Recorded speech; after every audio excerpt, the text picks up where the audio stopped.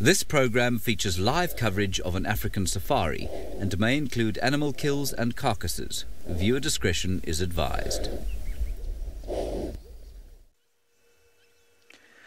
Good morning, everybody. Another epic sunrise here over the Masai Mara Game Reserve, nestled down in the southeast corner of Kenya. My name is Patrick. Joining me on camera today is Archie, and please send us in all of your questions and comments using that hashtag SafariLive. So let's just appreciate this sunset for a few more... sunrise. Jeez, can't even get my days right. This sunrise for a few more moments while I tell you today's plan. So the last few drives, the sausages have got the best of me. So I think I'm trying a little bit too hard now to find them. You know, when you can get too invested in something, it's best to just take a step back, relax a little bit, and then try again later. So today I'm going to be going a different route, quite the opposite side to where the sausages are, and maybe go up along the river. So I'm going to start making my way there now as we continue to see the colours change here over the Mara and the fog as well. Yesterday at morning, I just sat and watched the sunrise, and it was amazing to see the differences in fog as the morning progressed. So as the different water densities started to change and get lighter and heavier, you can really see all the fog start to move around. It's awesome.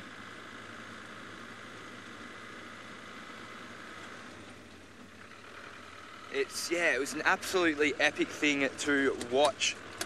Just to see that it's almost like low clouds here. It can get very dense indeed.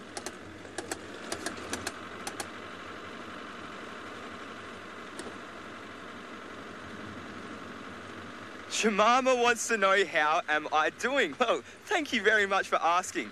I'm doing all right, thank you. I woke up a little bit sniffly this morning, but that's okay. I'm feeling very happy to be back there. Now that I'm settled kind of back in the Mara now, it's good. I'm starting to, everything's coming back to me, and you know, I'm really starting to remember this place for what it was. So yeah, I'm doing well, thanks. And how's everyone else doing this morning? I hope you're all excited for today's drive. If you want to find anything at all, just let me know. As I said, I am kind of going up towards the marshy area and the river area, so we're bound to see a lot of birds, probably some water birds. We'll probably see a lot of antelope, maybe an elephant or a hippo or two.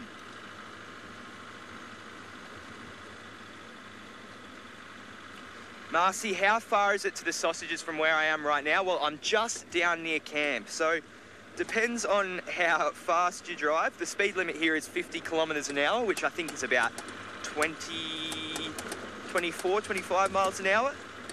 And it takes about anywhere between 40 minutes to an hour to get there. Sometimes a little bit quicker, but it is a fair trek. And then, of course, as you have all seen over the last few days, once you get there, it's quite difficult to navigate some of those roads, especially down near the lager. So I'm just gonna leave it this morning and come back to it maybe tomorrow morning or tomorrow afternoon.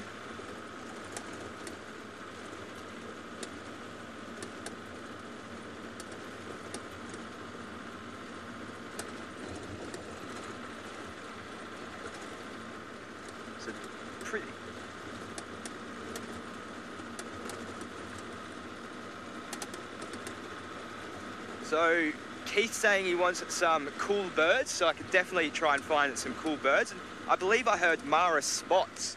Was that what I heard? Mara spots, would that be leopards? If so, that could be a little bit tricky. I haven't seen a leopard in the Mara. They are here, don't get me wrong, but as it's such... Yeah, leopard or cheetah. I did see cheetah yesterday, but they were over the Tanzanian border, just a little bit too far away for us. But we could see them from a distance just. But I believe they have moved deeper into Tanzania now, and it is a very long drive from where I am. It'll probably take us about an hour and a half to get there, and I have different plans for today.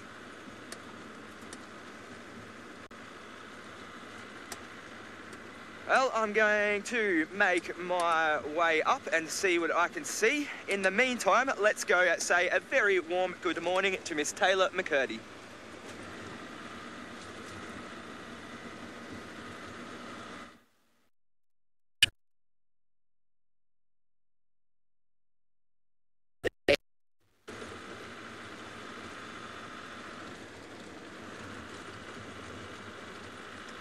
We do apologise for that. It appears there is a bit of a technical issue back in Juma, so you're stuck with me for a little bit longer. So as I was saying with the leopards, it is a lot harder to find them here than in Juma, and that is because it's a very open expanse here in the Mara, and we know that leopards do prefer that little bit of cover that they can, or sometimes dense cover, and a lot of trees that they can use to stalk and kind of really get in and almost ambush their prey, whereas animals like the cheetah, you're probably more likely to see here because, again, of the open space, and they use speed rather than stealth. They still do incorporate stealth, don't get me wrong on that, but they do also utilise their speed a lot more, and so that's why they prefer this open area. And I have actually heard anecdotal evidence, I'm not sure if this is actually true or not, but I have heard that if a cheetah was to catch itself on a tree or something snaggy, that they can actually disembowel themselves because of the speed that they're travelling at. Now, as I said, this is only anecdotal. I'm not sure if this is actually true, but I mean, the speeds that they can reach, you know, up to 110 kilometres an hour, it wouldn't really surprise me. They are truly the Ferraris of the animal kingdom. And actually, yesterday was my first ever time seeing cheetah, so it was amazing.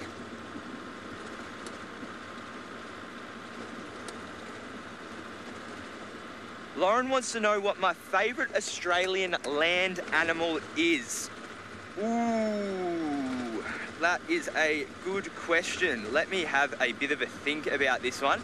So Australia, we have a lot of our marsupials and our monotremes as well, which are two different types of mammals. The marsupials having the pouch rather than placenta when they give birth, and the monotremes actually lay eggs, which is so strange.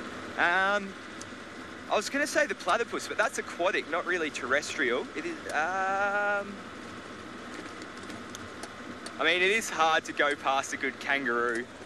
I do love kangaroos. They are very abundant in Australia, but they're also quite placid animals, and you can really observe them in their natural environment quite easily. They don't tend to be too skittish. And they make an awesome photography subject as well. And I haven't really gotten up north to the tropical rainforest to see all the cool animals up there, but I would love to see a cassowary. I would absolutely love to see a cassowary. Yesterday I was going on about how much I love ostriches, and today, well, I mean, sorry, and cassowaries are very similar. They're in the same order and evolved, although very long ago, from the same lineage. They're also the most dangerous bird in the world as well. They can really hurt someone if they want to.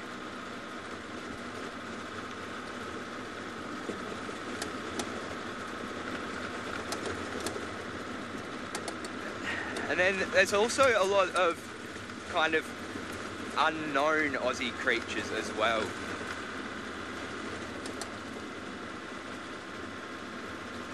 Child universe, I haven't actually heard of any invasive species here in the Mara as of yet. To be completely honest, I haven't fully looked into it either. But I can't think off the top of my head of any invasive or alien species here. Most of them seem to be native.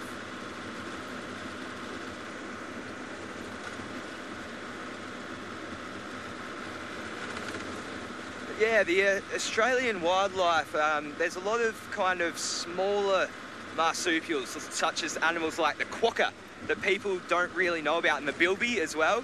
They're cool little animals, but unfortunately, they're very vulnerable and facing extinction very soon, unfortunately. Just like the Tasmanian tiger. The thylacine, which was hunted to extinction 40, 50 odd years ago. And I mean, people still think that they are around. I think I saw one personally. I was actually in a documentary for it called, oh, there's a little hammerkop up here on the road. Its pair just flew off. Just in front of us, we have a little hammerkop. Yeah, so I was in a documentary called Chasing the Thylacine Dream because me and my girlfriend thought that we saw a thylacine on the road. And I mean, it stopped and we got a good look at it. Anyway, this is something we're also getting a good look at, the hammerkop. One of my favourite birds out here. I have 3 favourite birds out here. The third would be the hammerkop. Second is the grey-crowned crane. And the first being the ostrich. Oh, you can hear it making a bit of a call there. I wonder if that's for its mate because it did fly off. I'm not sure whether this is the female or the male of the pair. You can see them. We quite often see them do this as well, just foraging along the road. I'm not sure why they prefer the road. I'm assuming though because there's less cover here. Faith's telling me we're getting some really nice ambience, so I'm going to stay quiet and let you listen to this little hammerkop chirp about.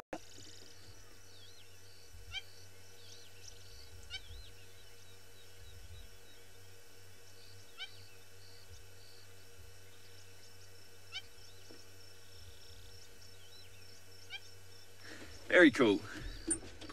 Very cool indeed.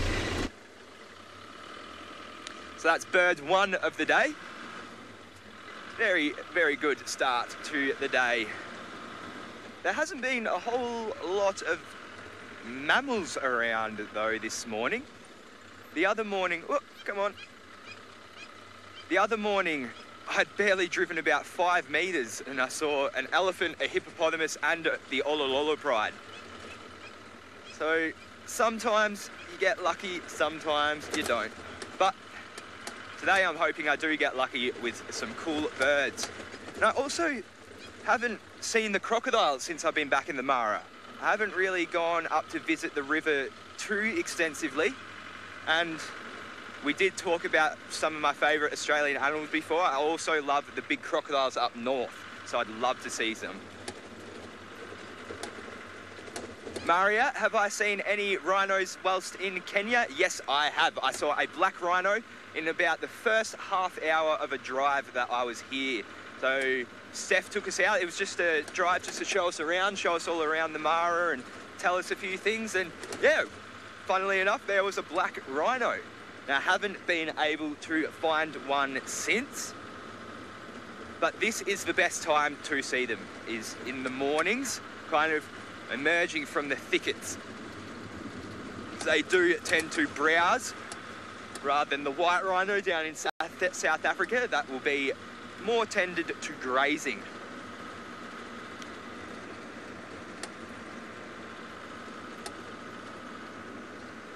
Well, it sounds like the gremlins have been just exterminated, I went to say. Exterminated and destroyed.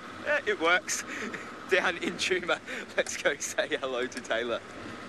We can only hope, Hello again, everybody. My name is Taylor, and hopefully the gremlins won't get us. And on camera with me today is Senzo. There he is. And we are looking for animals. I would like it if Hosanna would come back today. That's what we're going to look for, hey, Senzo? We're going to be searching for Hosanna. He hasn't been seen here, but, you know, he's probably still eating impala at Singita, but it's fine. Apparently they taste better down there. We will just search for him anyways, just in case he's come back. But anyways, we heard lots of baboons shouting, and if you were watching the dam cam, then maybe you heard the baboons giving off a serious call as well. They were not happy about something, and we had leopard tracks, which Jamie told us about, that went over quarantine, but then I don't know where they went from there, so they kind of came on this road around the corner, and then, but then the baboons were calling, at the dam, and I did a legal thing where I went across the dam wall, went lights down though, and went very slowly. We were like one of those electric cars. I don't think anyone knew we were there, so we did that. No tracks, nothing. It was all for nothing. Anyways, so now we are still continuing, and we're looking for more of those tracks. We're basically back where we started though. We went past Gallego Pan. There could have been an entire pride of lions drinking there, but the grass is too long, so we couldn't see what was happening inside. Let us go down Vuyatela Access. I just have a feeling the lions might be coming back. I'm probably going to be wrong, but I feel better with myself if I go and just check anyway. So we'll be going down towards the gate just to check if the Nkuhuma Pride and potentially the evokers, the male lions, don't come back from the Manuleti. They're about due to come back this side. They've been gone for too long.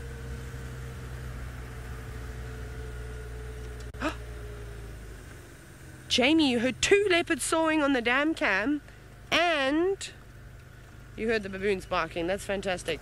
Yeah, leopard tracks. Winning! Okay. Turns out we made the right mistake of coming up this road. Who's been walking here though?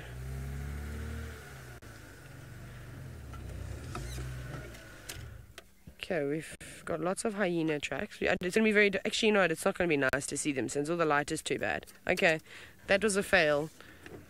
That was a fail.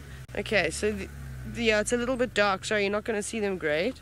These look like big Shadulu footprints, but I don't think they're Shadulu. Looks like there's 2 sets of leopard tracks here, male and female. Male tracks and then big female tracks. Child of the Universe, I'm just going to sort of keep my eyes open. So since we're looking now, Senzo Keys is going to find the animals. Actually, there is a kudu with its head stuck into the tree, and it has not barked, so it maybe didn't see these leopards walking past, or perhaps the kudu wasn't here. Hello, where's the leopard? Sorry, child of the universe, let me get back to your question. Baboons have got incredible eyesight, like really, really, really good eyesight. So the problem with a baboon, or even a vervet monkey, is that when they're alarming at something, the chances of it being directly below them are slim to none. Normally they'll spot something very, very far away, like a couple of 100 meters away. I would say that they could see fairly well for about, if they're sitting up in a tree, probably about 200 meters, 250 meters away from them, they'll be able to spot things. Now, that's quite far away. While I was in Sri Lanka, it was really interesting though. The grey langur monkeys, their alarm fairly similar to the vervet monkeys, so they sort of make a like weird, horrible sound like that, but not as terrible as I did it. And then they also make this like whoop, whoop, whoop, which is a really cool sound. And I worked out that when the leopard was underneath them walking below the tree that they was, sort of sitting up in, they would then bounce on the branches and make this whoop, whoop, and then that's how we would know that the leopard was right there. But the vervet monkeys and the baboons don't do that. But it helped me in Sri Lanka though. Okay, so this kudu is relaxed. Let us try and follow the leopard tracks. I've now lost them though. Let me just check, otherwise we're going to have to go down the power lines road. Might actually have to go down the power lines road. No, I think they're still going here. Have to just... Have we got them? Have we got them? Okay, Senzo can see them under the car. Thank you for saving me and not making me have to almost flip the car sideways. Okay. We are searching now. We're looking, everybody. Eyes peeled. We're going to find the leopard cats here. Right. Very interesting that there were 2 leopards calling. Hopefully I can find one and Jamie can find the other one on Bushwalk. Let's go over and say good morning to her.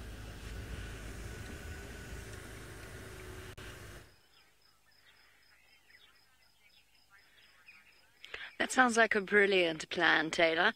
I think if we work together, hopefully we'll be able to find at least 1 out of 2, if not 2 out of 2 leopards that have been calling during the course of the night.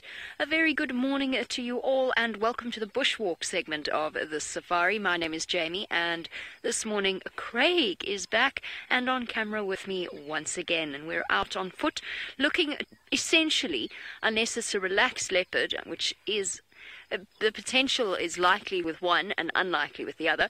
We're looking to put Taylor into the right direction to find said leopard.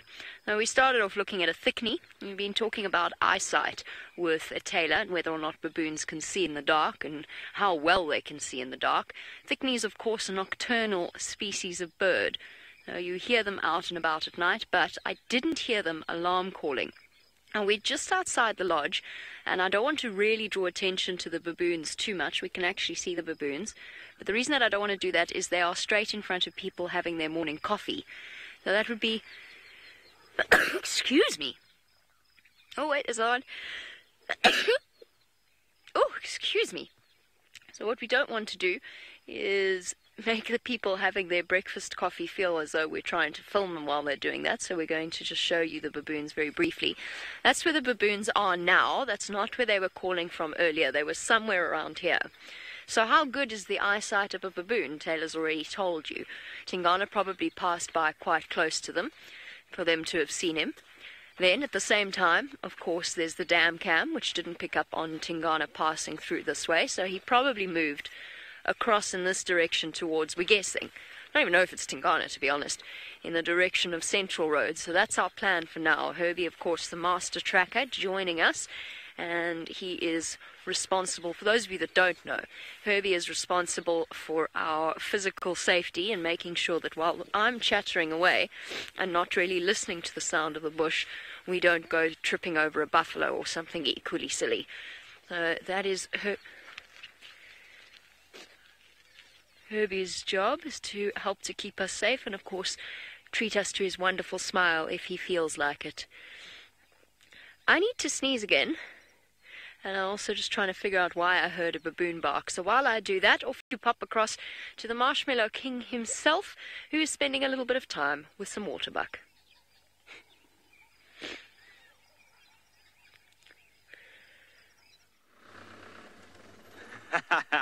Thank you, Jamie, for calling me by my royal title. Now, I have just stopped because we see we have a water buck here, but what is cool is that it has a little calf with it, just on the right here.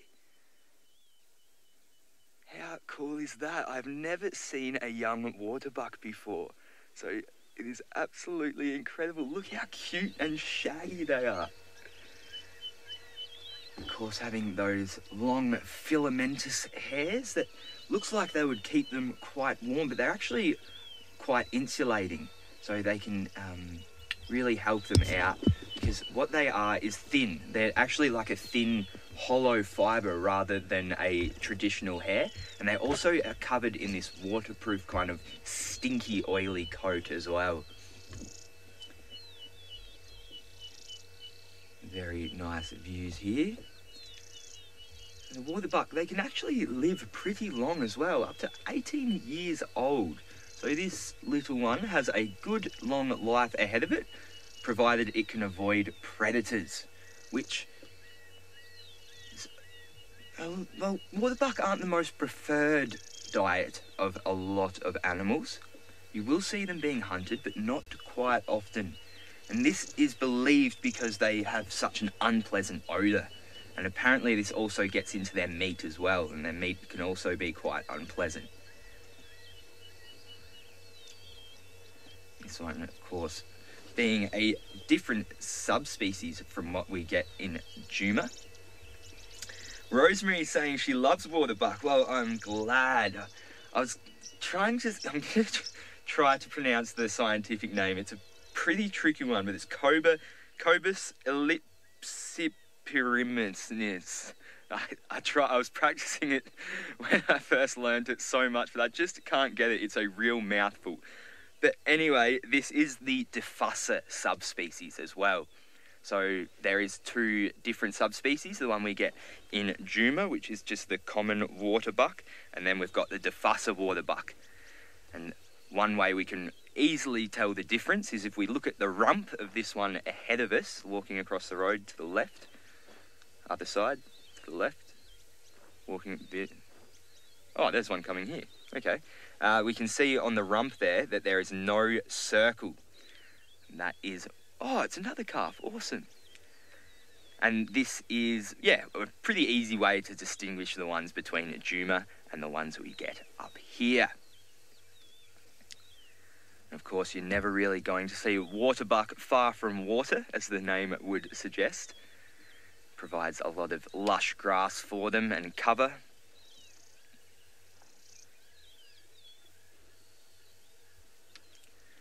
Nancy, what animal would I like to pat if possible? Well, actually, last night I was looking at a serval, and I was actually thinking how nice it would be to have one jump into my arms and give me a bit of a head rub and everything. So yeah, I think a serval would be pretty cool, or even a little jackal.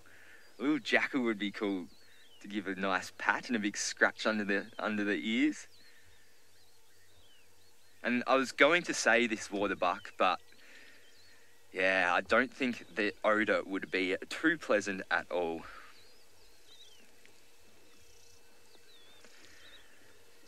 I'll just wait for these ones to cross the road. A little bit of an animal crossing. And then I'll continue on. Oh, aren't you beautiful? How nice is that? The sunlight's just hitting it perfectly.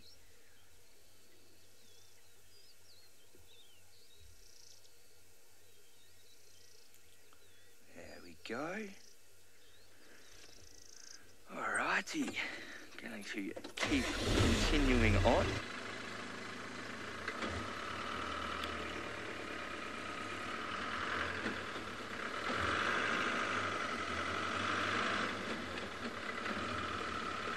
So we're starting to make our way into the more marshy areas now to find all the things that I want to find. And looks like we have some more birds here, just in the marshes.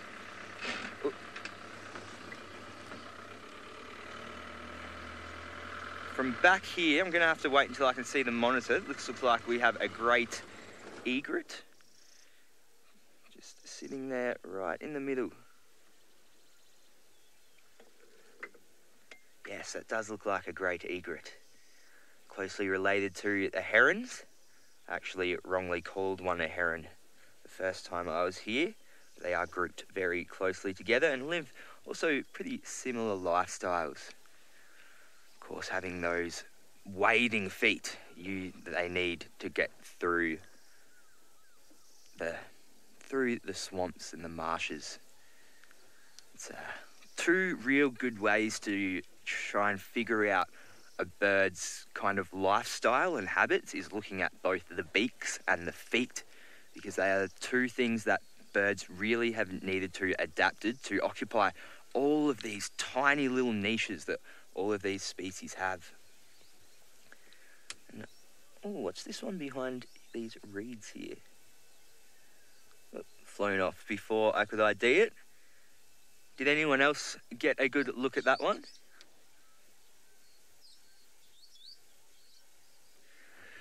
Shelley, the light and the birds, and yeah, it is beautiful, isn't it? It's a really picturesque morning. If we can zoom out a little bit, those waterbuck are actually right near us now. I think this is going to be a magical sight. Yeah, look at that. Feeding very happily in the sunlight there. As it starts to poke its head, it's fully risen now. So we've got that awesome golden light.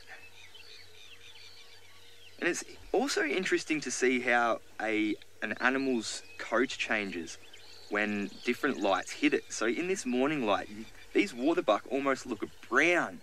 Then later on in the day, they can look a little bit sort of orangey. And that's just how light is reflected off pigment.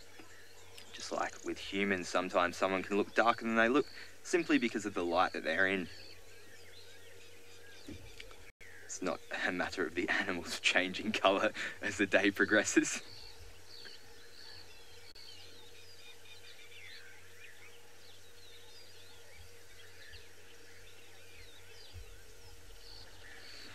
Alright, I'm going to continue on. Linda's saying that she loves the beautiful birds here and in Juma. I agree, Linda. There's awesome bird diversity over here in Africa. But actually, one thing I didn't realise until I went back to Australia is just how insane the bird diversity is in Australia. We have some really cool birds there. A lot of them I couldn't really identify, but just seeing all of the different niches and strange appendages, and it was a real eye-opener to actually go back home with all of these new insights that I have when it comes to birds.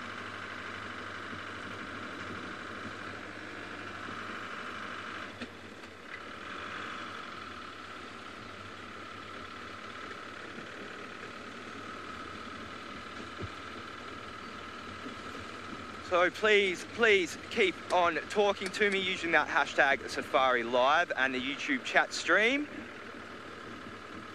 Just like Lady Starfire right now.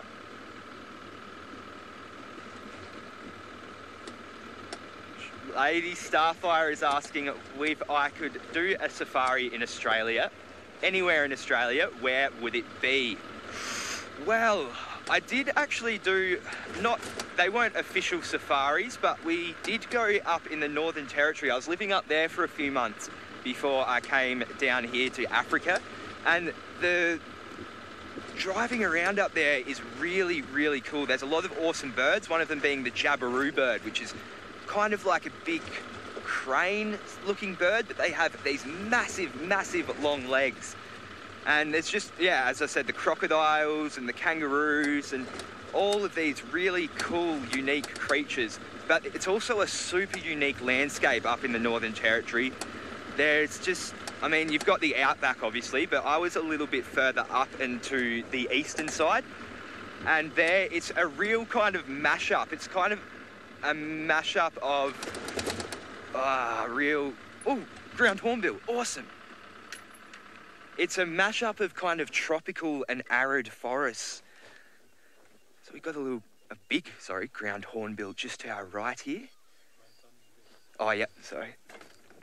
Just reposition so we can see it a bit better.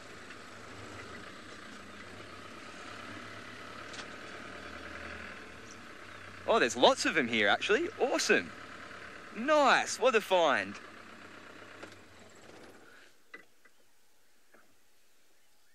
So these are some ground hornbills here.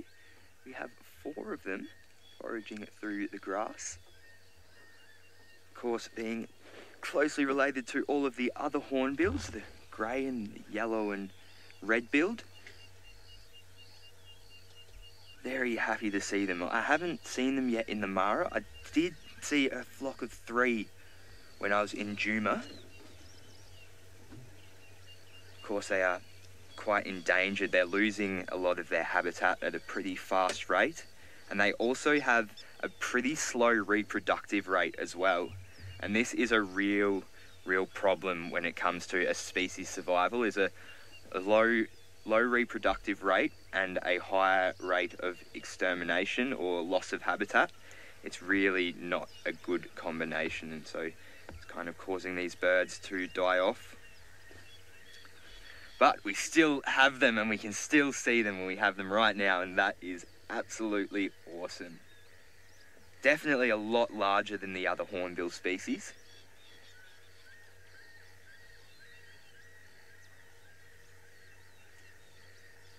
They adopt an omnivorous diet, so they'll be looking for insects or roots or anything they can get their beaks on right now. They're good hunters as well. Of course, using those long probing beaks.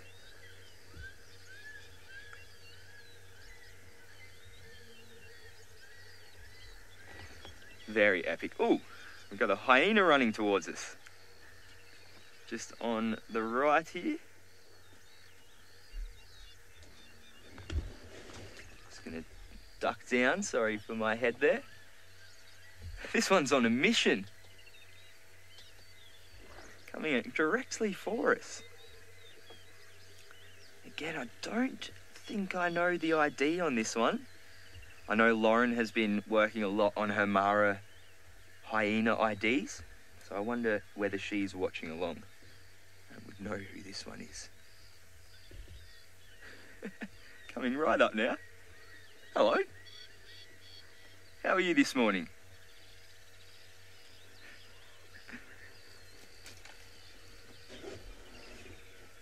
This is awesome.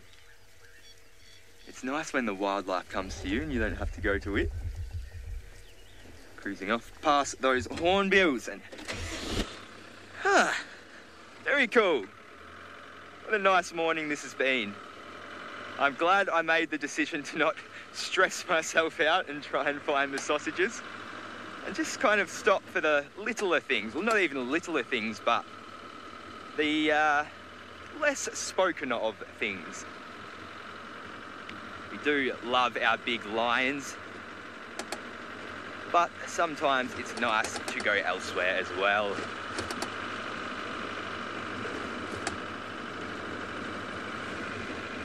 That storm that hit us very hard last night has more than dissipated. There's hardly a cloud in the sky this morning. So perfect conditions. And there's just that cool that cool crispness in the air as well. That's just giving everything that nice, fresh morning feeling. It's about 17 degrees Celsius, 62 degrees Fahrenheit this morning. So that's a real nice bumbly temperature.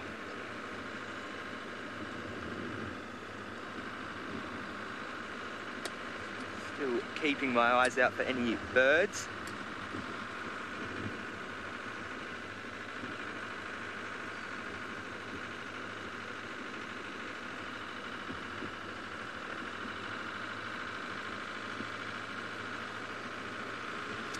So yeah, as I was saying, Lauren's been putting in a lot of effort with the North Clan lately. So she's really starting to get to know them and putting in the work.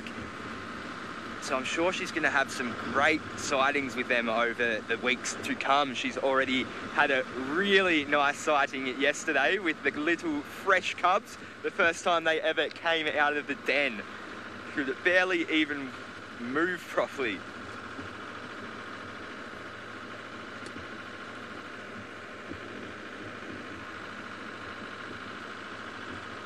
And it looks like, yes, Lauren will be the hyena girl and I think I'll be the lion guy while we are both here in the Mara. She doesn't seem to like lions too much. She finds them a bit boring, which is fine. I can definitely see that. They are flat a majority of the time we are with them. But I just love them. I could sit with a flat cat for hours, I think. Hello, Mr. Hyena. Are you after your friend?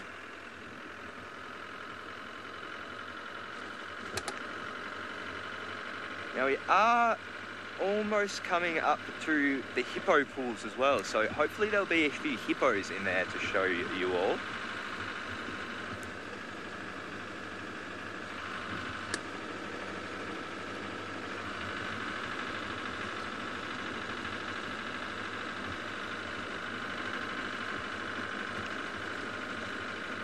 Of course, the story I love around hippos is the fact that Pablo Escobar bought 4 of them in Colombia, and now they have, well, the government couldn't get rid of them after the whole arrest and capture and destroying of Pablo Escobar, and so they stayed there and actually successfully reproduced and now have a stable population in Colombia.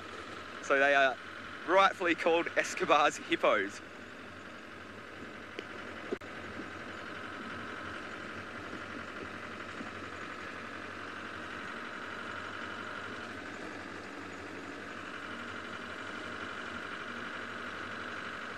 Another hyena.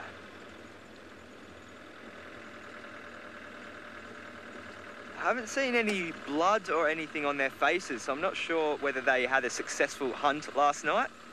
I'm just gonna stop and let this one pass me by.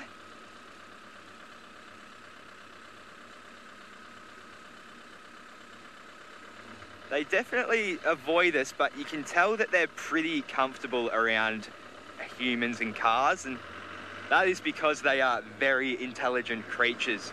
They have actually been ranked up there with some of the primates, I believe even chimpanzees, in terms of their problem-solving abilities. So that frontal cortex in their brain, the bit that's associated with problem solving and decision making is really well developed.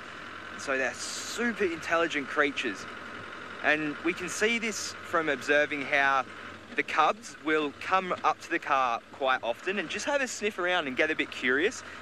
And then as they get older and older, they sort of just stop noticing the car and they just think of it as, you know, just another, not another hyena, but just something that doesn't really need to worry them. So they, you know, learn over time what is going to help them, what is going to hurt them, and what is going to not really affect them at all.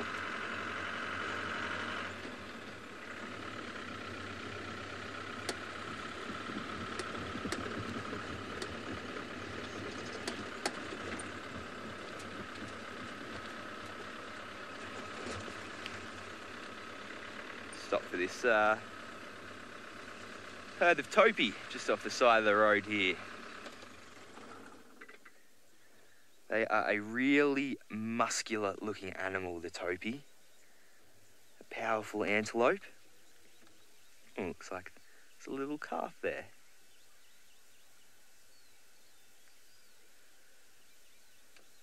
And now, topi are one of the few antelopes where both the females and the males are horned. And this is most likely because they do tend to have their young in open areas, and so the mothers will need to defend their young more often than other antelope. And so while it's not for fighting between the sexes, or between females and females, it is used for defense of their little calves. Very cool.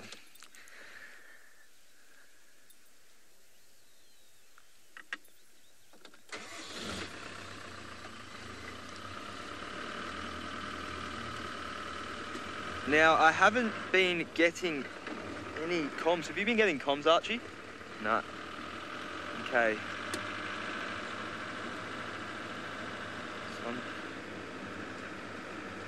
Bear with me, everyone.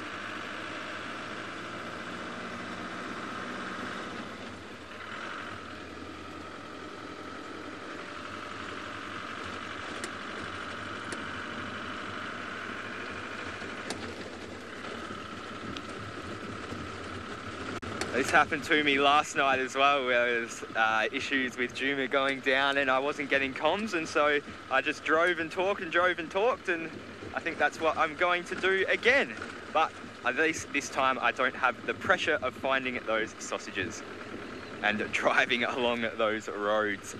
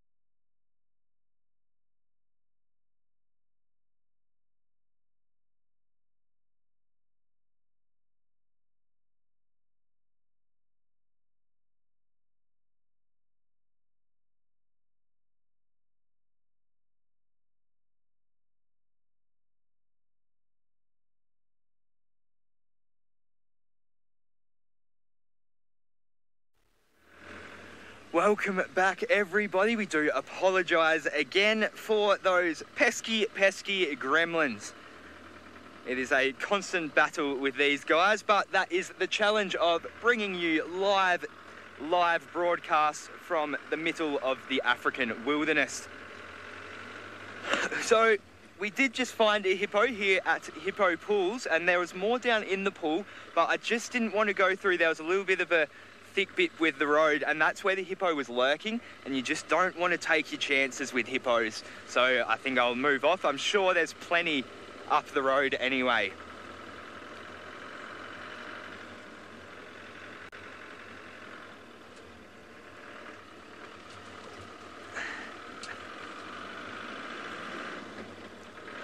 Hippos, of course, holding very dear to me, being closely related to marine mammals. James, where would I love to visit in Africa next? I would love to visit Madagascar. That would be really cool. So yeah, that's definitely up there. And my mum and my little brother just got back from Egypt as well, and they were showing me some of the photos from over there. It looks absolutely unreal. Seeing the pyramids and the desert and even the Red Sea, and oh, so much stuff there, and all of the diving and all of the corals there. It just looks so nice and pristine. So Egypt's definitely up there on the list. But I mean, that's the thing about Africa. It's a real mixed bag of treats. You can go for different spots and get different things, and like really different landscapes. And I suppose it's the same in Australia. It's a similar thing in Australia. Oh, we got two young male impalas having a fight.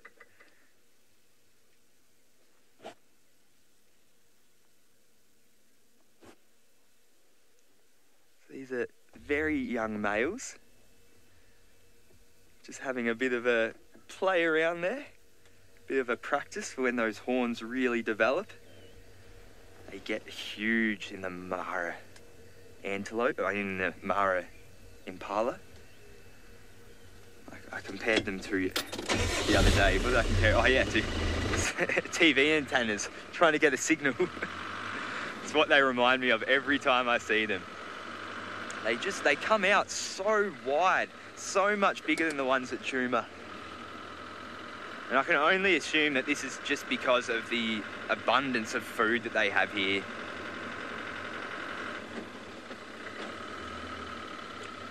Fahrenheit 451 is saying he's very jealous of what I am seeing. Well, I wish you could all be here with me. I wish this game drive vehicle had 20-odd thousand seats on the back so you could all be here witnessing this in person with me. But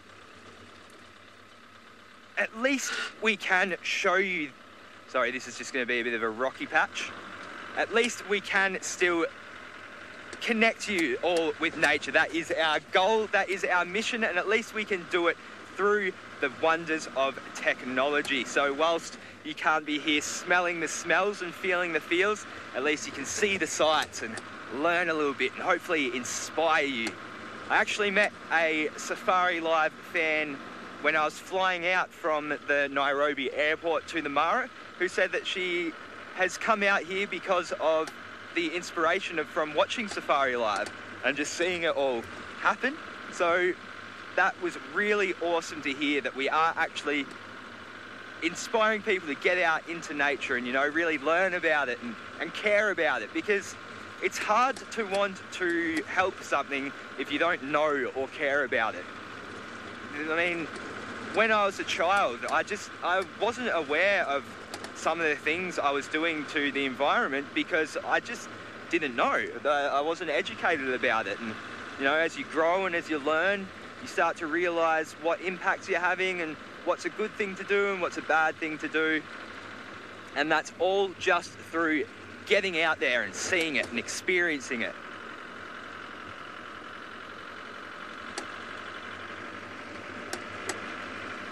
The sun's getting quite a bit of a glare to it now.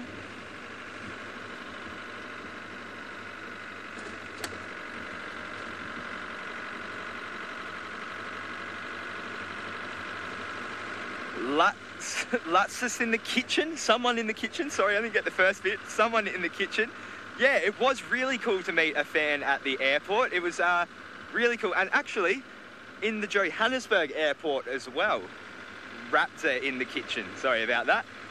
It was actually, yeah, in Johannesburg airport as well. I met some people who, I was wearing the SafariLive t-shirt, and they said that, hey, I think I've seen my kids watching you before. And turns out they were an Australian group who, a group of people whose kids lived in South Africa and loved SafariLive.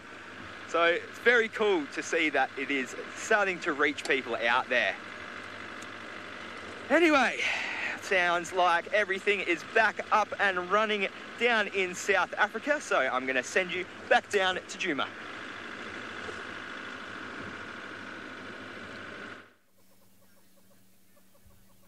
Phew, I thought we were going to miss the bird. Have a listen to this Birchall starling.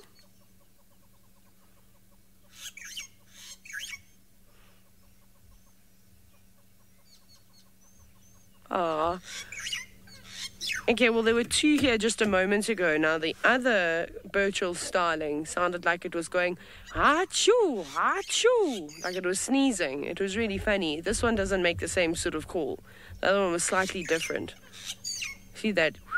But it really sounded like it was going, achoo, achoo. Not this one, so it didn't work. Oh, it's lame, and it's not funny, and it's awkward for everybody.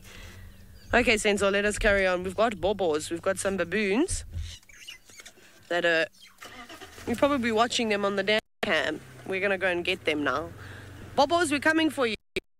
Run away, please. Probably going to run away from us. They don't like us very much because they come around the camp and they cause havoc, and then we have to chase them. I must tell you something funny that my mother does. Ah, Bossy Donna, goodness. Bless that woman's heart. When I come home and I was walking outside in the garden, I got a little bit of a fright because I thought I saw a snake on the this sort of area, this closed off area where the rabbit has to go and sleep at night. Otherwise he just runs wherever he wants to, inside, on the bed, outside. And there's this fake snake. She's put it there to try and keep Indian miners away because they come in and they steal the food. Bobos, I see you. I laughed so hard, like I was crying.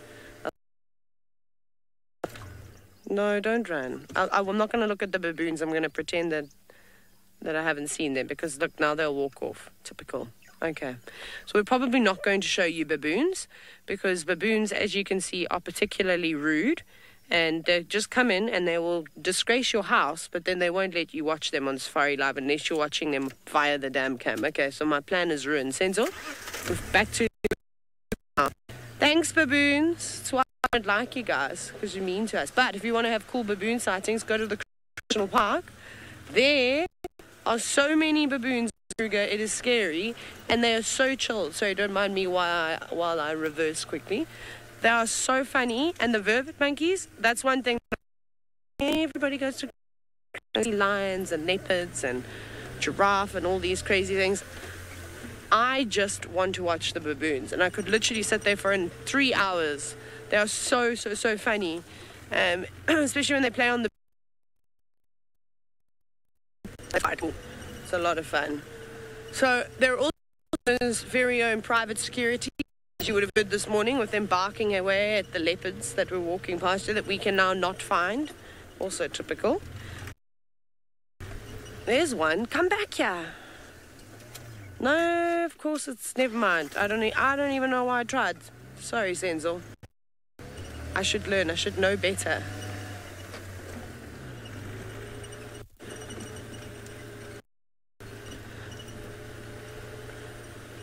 So there were male and female leopard tracks, and then they split off. I haven't seen any more of them. I then followed female leopard tracks, who I'm going to assume are Shadulu's footprints. I don't know if they are, because they just walked her typical route down where Tele access and then towards Aubrey's. But then they disappeared. I think she went through the long grass, the animal pathway. And yeah, so then we lost them. We've driven all over, haven't seen any more. It seems as though they've obviously gone their separate ways now, because Herbie, I don't know what's wrong with me. Herbie is still trying to follow up on the other ones. These wildebeest look very pretty in the light. Shall we have a look at them? in the nice golden nut and the beautiful grass. Hello, wildebeest. Yes, we're saying nice things about you. Please stay. There they are, on the move. Well, those ones are not really in the nice light. They're in the shadows. But there are two in front of us that are standing in very, very nice light. And they are munching away. Hi, wildebeest. It's going to be a nice day today. It's a lovely blue skies. A couple of clouds that will burn away, though.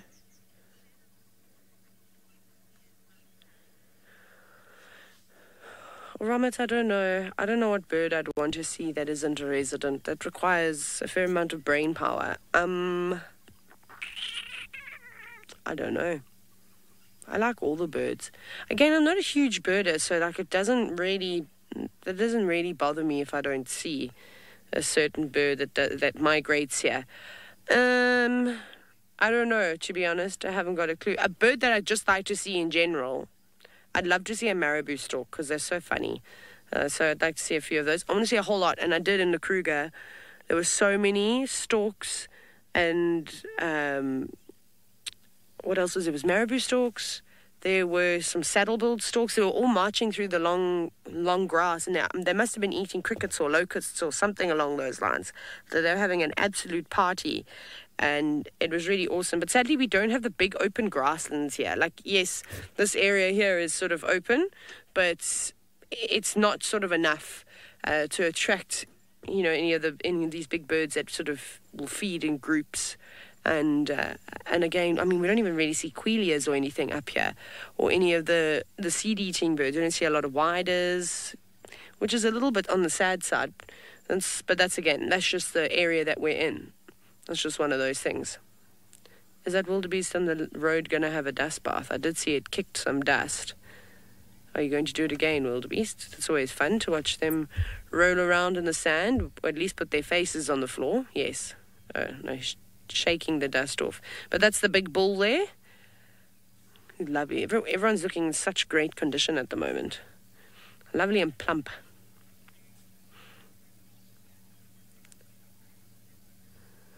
Okay, Jonathan, I'm glad we could bring a smile to your dial.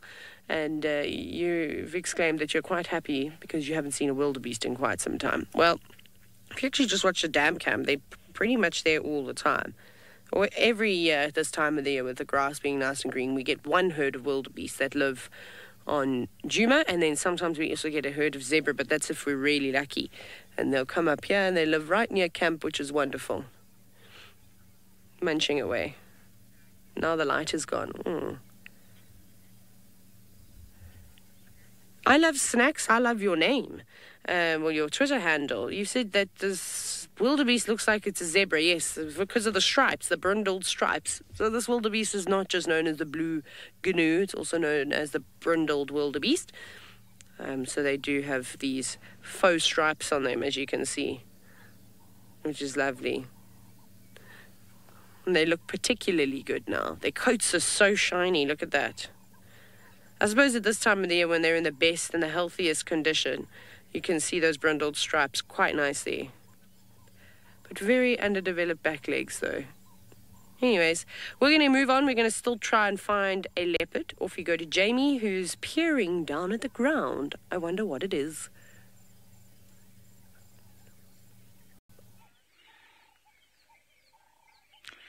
As the days are getting slowly shorter and the temperature's dropping ever so slightly, it's nice to just enjoy a moment spent sunbathing on the edge of a termite mound, looking out across the area that we've covered and back towards where we want to walk to, and just enjoy the warmth of the sun.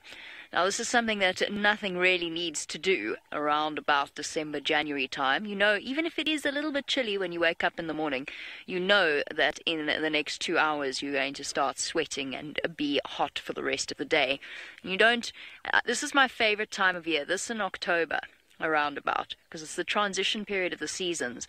And you don't wake up covered in sweat. You can still go to sleep with relatively comfortably, and the days are not too hot, and yet they're not too cold either. But the reason I'm talking about this is because what we have here is evidence of an animal doing exactly what we are doing. Well, at least partly what we're doing. Fortunately, we're not doing what the animal did on this termite mound, because that would be very rude, especially on live TV. This is a pile of mongoose scat, some old, some quite fresh actually, and it actually smells quite, I don't know what, it's not a bad smell, it's quite a pungent smell. And we know immediately from the shape and the positioning of it that this is mongoose scat, and we'll go into what's in it in a little bit. But first of all, what's immediately noticeable is the side of the termite mound that it's on. And that's because mongoose are particularly prone to enjoying an early morning lie-in. And what they do, not lie-in, lie-in. South Africans and bowels, it's not a good combination. But what they'll do is they'll come out at around about probably an hour or so after sunrise. They're lazy little things. And if it's cloudy, they might even come out a little bit later. And they'll come and they'll sunbathe. And so you can actually, by looking at the concentration of mongoose scat in an area, you could actually guess the direction with a degree of accuracy, especially when it's cloudy. Obviously, we know exactly where we are, and we know, if I didn't know where I was on Djuma by now, after nearly 4 years, I think I'd be in trouble. But, if you were somewhere that you didn't know and you were a bit discombobulated and you weren't sure where you were, this would be the ideal way, or one of the ways in which you could figure out exactly where you were. In terms of the contents of mongoose scat, none of it's... Oh, never mind. I'll just do it this way. It's not particularly hygienic, though. Exactly what you'd expect to see. A whole bunch of exoskeletons of the various hapless insects that have formed part of their meal over the course of the last few days. As I said, this is quite fresh, probably not from last night, so they aren't still in here, but probably from the day before. They were around. Mongoose move from place to place to place. This is dwarf mongoose scat. What I find is I always marvel at the size of it compared to the little size. Jim wants to know how you can tell it's mongoose scat. Big. Really big when you think about the size of the animal. I mean, that piece that's near Craig's shoe is positively enormous. It's half the size of the mongoose. Obviously had a jolly good meal. There we go. Yeah, look how long that is. So it's the shape, the size, the structure, what's inside it, exoskeletons being a nice clue, and in its process of elimination, what would come and defecate on top of a termite mound. What is of a similar size to a mongoose that might have left something like this? You could talk about honey badger, but honey badger's scat is much larger and usually with little bits of bone. Jackal look completely different. They look like dogs. Genet, similar, but you won't get such a concentration of genet scat around the entrance to a termite mound. So there's lots of different factors. When you're looking at tracking or figuring out what's left a mark here, you're looking at a whole load of... You're looking at the bigger picture, essentially, where it is, what it is, how much of it there is, what's inside it. And that's why, of course, we all have such a sort of scatological interest around here. That's why we often focus upon it, even if it does seem a little bit odd to other people. It's a way of us reading what's left behind. So there's lots of different ways. There's something else I want to show you, and it's not to do with mongoose at all. It's a complete non sequitur. There is a very truly horrible plant seed. The grasses are seeding at the moment, which is great. Most of them stick to the legs of your trousers or your shoes, and you can brush it off without any bother. But there is a secret trap, an entirely innocuous-looking type of grass called carrot seed. Now, carrot seed has been known to ruin a pair of socks. This is an unripe carrot seed. So if I touch it, which I'm going to do now, I'm just going to run my fingers along it, nothing happens. But if I take this strand here, if you look at the end, you can see where it's starting to ripen. The seeds go a little bit yellow and in some cases a brown color. If I run my finger along here, they come off with amazing ease. And these seeds are sticky to the point of sock destroying. Unless you have a really, a real sense of patience after a bushwalk to sit and pluck each and every single one out of it. You can see the fibers of the carrot seed. And that is going to ruin your day. And if you're like me and you've lost your gaiters, You've seen us walking around in gaiters before. That is not because we want to look cool, although they do look so cool, don't they? But it's because it actually, importantly at this time of year, keeps the carrot seed out of your socks and out of your shoes. Now I can't look cool. Faith says we look cool with our gaiters. I can't now because I don't have any. I've lost them. But the carrot seed finds its way into the lining of your shoes and onto the lining of your socks. And that's that. I mean, you can spend the next hour after your bushwalk plucking it out again. It is, of course, a truly spectacular form of dispersal, although I've yet to figure out exactly why it is that it works, because you think it's just slightly too sticky. These carrot seeds stick to my shoes for, potentially could be there for about a year before I sweep them off. Whew. Nancy wants to know if those are bites on my arm. Where? Could be. Could also be freckles, to be honest. I'm a very freckly person. I've got some on my shoulder. Pepper tick bites on my shoulder. Wait, where'd they gone? There. That's a pepper tick bite that's gone funny.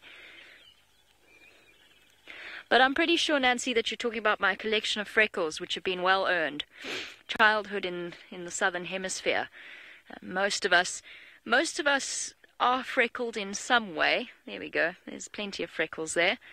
Something that you have to just learn to accept and be comfortable with. I have many. Brent has none.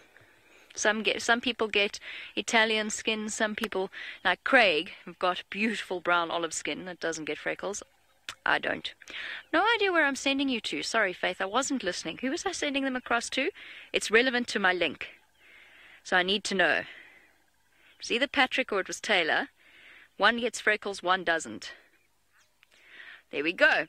Speaking of somebody who has a phenomenal skin when it comes to the sun and who gets a tan in the blink of an eye, off you go across to Pat.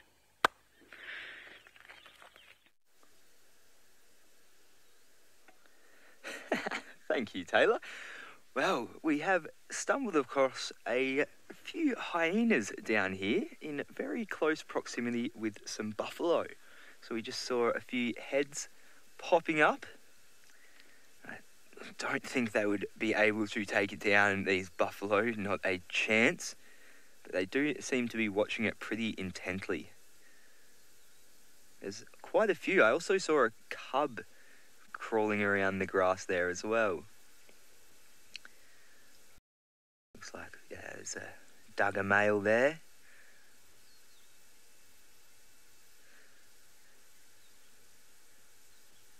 Yeah, so people are saying they thought that they looked like lions, and I thought that they looked like lions too. But, well, maybe it is. It's just a bit hard to see in this light, but they did look... Maybe these are lions. I'm just going to try and get a little bit of a better view on this. So we've got lions and hyenas. Oh, okay. Oh, okay. So perhaps these lions might be making a move on these buffalo, and the hyena are going to wait it out to see what happens to potentially scavenge. So yeah, so these ones that I thought were lions to start with are lions. Cool.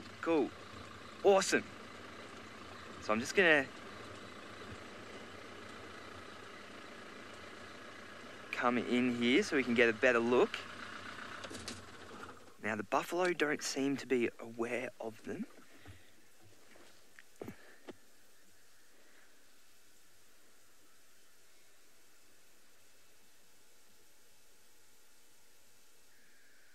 This is, yeah, exciting stuff.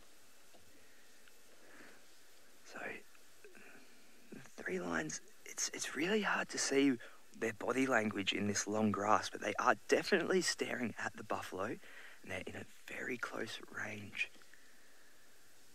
I can't see, I'm just scanning around to see if there's any other lions, because it would be a very tough job for just three of them.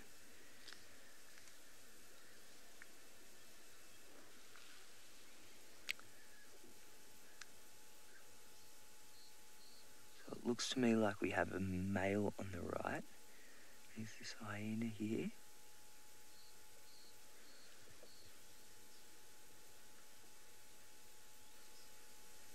Dan's heart is in his throat. Yes, it's always exciting to have a predator around a potential prey item. Now, whether or not they are fully interested in taking this on, I'm not sure. They haven't seemed to move very much. Rosemary, I have stumbled across some potential action. The last thing I actually expect to see, I was still making my way down to the river area to find some crocodiles and some hippos. And would you know it, came across this. So I'm definitely going to stay here for a while and just see if anything does unfold. This could be a very exciting morning. Very unexpected scenes in this morning as well.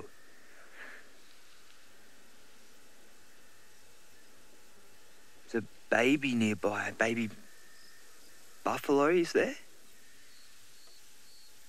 No.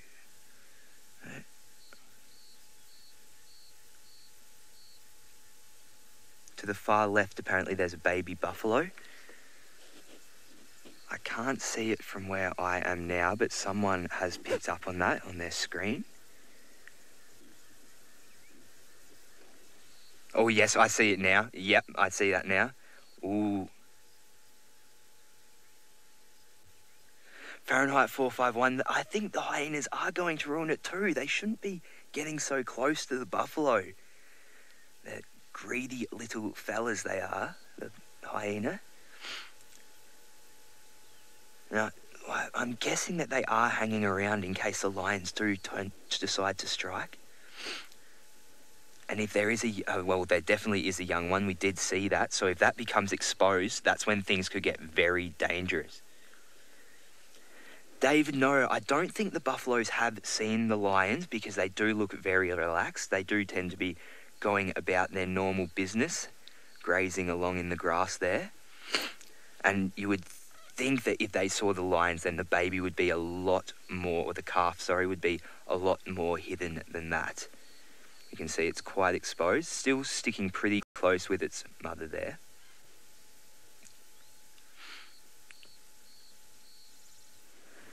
Just looking back to see if the lion's still just waiting patiently.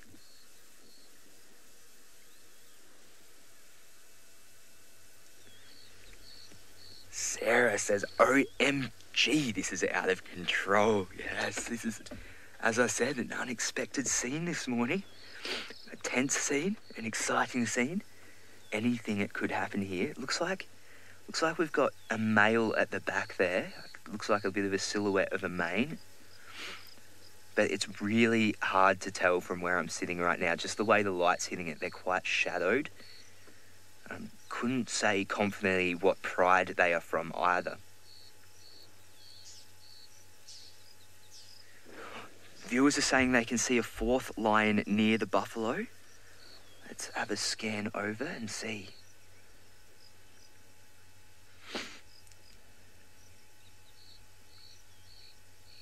See the hyena, the calf. I can't seem to see the fourth lion yet. Some more hyena. Wow. What a really interesting scene this is. Alright, so cool. We're just going to keep scanning, and as soon as it's spotted, we're going to be told. So I can still see a little hyena head. Move away, guys. Let the lions do their thing. If you want to try and scavenge, you can do that later. Oh no, that's another hyena. Sorry, I thought that was the lion there.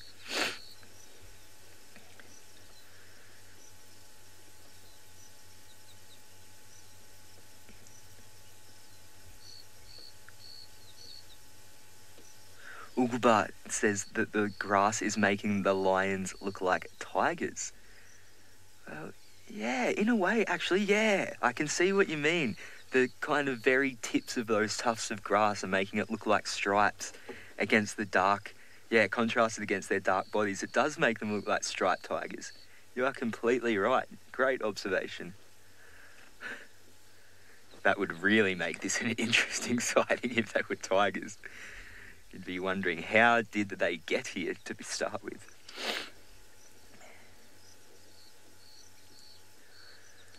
They still seem to be waiting pretty patiently. They haven't seemed to be making any advances despite the buffalo kind of slowly moving off in that direction, but this might work in their favour because they now have their backs turned. Wisteria says that they're moving in closer, but I haven't actually seen them from where...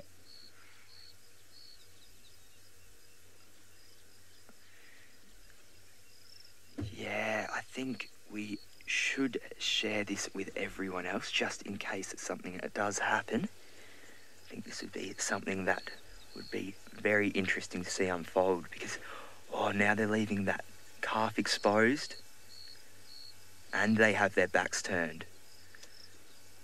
So this is very dangerous for the buffalo now. Lion's still not making any advance, but for all I know, there could be another one or two tactically positioned somewhere else around the buffalo. These are just the three that I can see.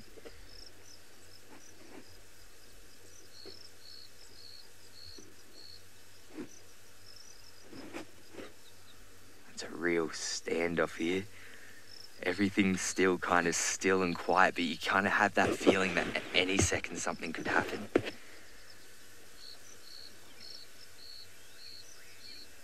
Joanne's struggling with this tension. Yeah, it's a real kind of strange moment, isn't it? Look, the hyenas are getting very close to these buffalo. I wonder what their plans are. Why they are doing that.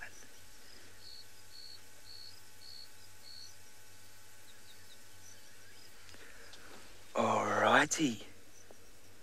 Welcome everybody to this special broadcast here in the Masai Mara Game Reserve in Kenya. My name is Patrick. Joining me on camera is Archie. Oh, sorry. I apologise for that. That was a bit of a miscommunication. I was bringing in the unscheduled broadcast, but it's not happened yet. So just bear with me. I'm going to keep my eyes on this scene.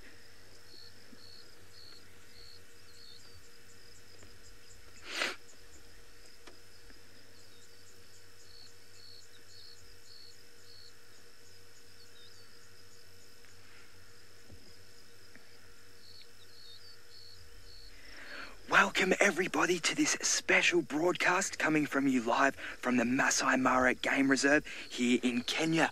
My name is Patrick. Joining me on camera today is Archie. And if you have any questions or comments, please do use that chat stream. So we have a tense situation here.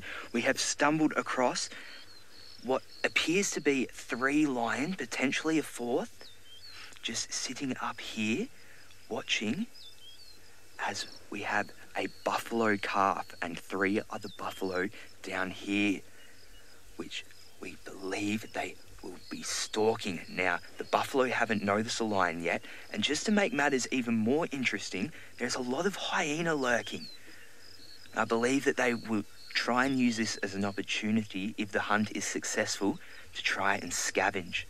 There's quite a high density of hyena right now. So it's very tense moments here. It's a bit of an unexpected scene to come across. So I was making my way down to the river in search of hippo and crocodile and just came across... I thought that these lions were hyena at first because there was so many around, but it is actual lions. Gemma's saying this is heart-racing action. It is, and geez, it might even get more intense soon. It's just a matter of waiting it out and seeing these lions going to make their move or not. They still have the advantage of being in cover. Oren hopes that they are successful, so do I. The first thing I saw when I was flying in over the Mara was a lion hunt. It was 11 lions chasing a zebra. Since then, I haven't seen a hunt go down in the Mara. So I'm hoping that this plays out to be something interesting.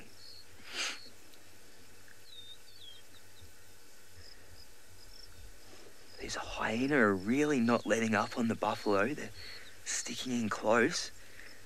And hopefully this isn't the thing that ruins it for the lions. Jerry is wondering whether these hyenas are the North clan. I can't confidently say. They are too far away to ID, but it could very well be. They are a large clan that we get here in the Masai Mara, one of our well-known clans. Of course, until recently, the matriarch was Waffles, but now have been handed over.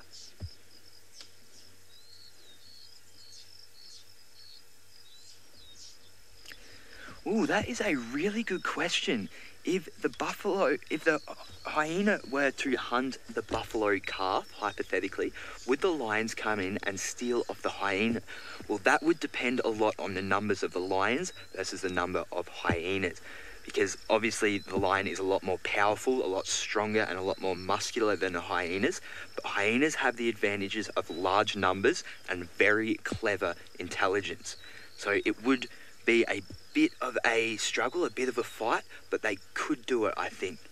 It would just depend on how many hyena there were. So there's definitely a lot more hyenas here than there are lions at the moment. But I don't know if there's a couple more hiding in the grass as well. Lions are very tactical hunters, and it may very well be that there are a couple more positioned where I can't see them.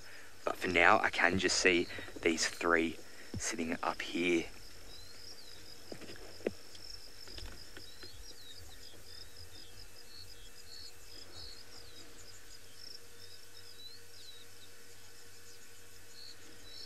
Tara's saying that the hyenas seem to be a good distraction for what the lions are up to, and that's actually a good point.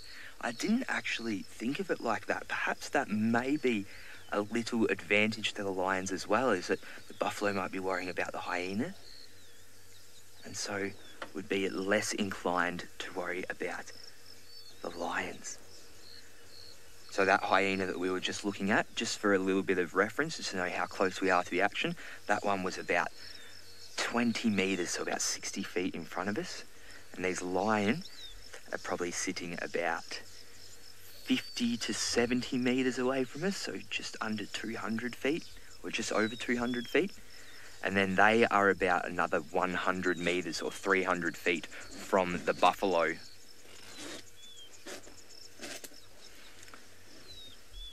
Jackson's wondering how many hyenas are near the buffalo calf. From what I can see, let's just have a look here. So we've got one on the right there, one on the left. There was one behind the buffalo that is hidden by it now. There was a lot more. There was about 6 or 7 just in this area just before. So they've either been covered by the long grass, which I think is definitely the case, or have moved around somewhere else. Lions still haven't moved, but are watching it intently. Just waiting for that perfect moment.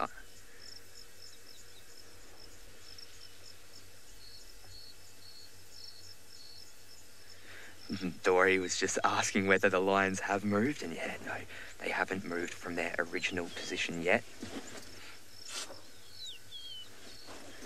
So, it looked like the buffalo was chasing a hyena, but it actually, from what I was looking at, it seemed to be a buffalo showing a little bit of a nudge towards another buffalo. But maybe it was the hyena. I did just kind of see it out of the corner of my eye. But either way, they are still looking relatively relaxed. Definitely not as if they are in the presence of one of their most feared predators.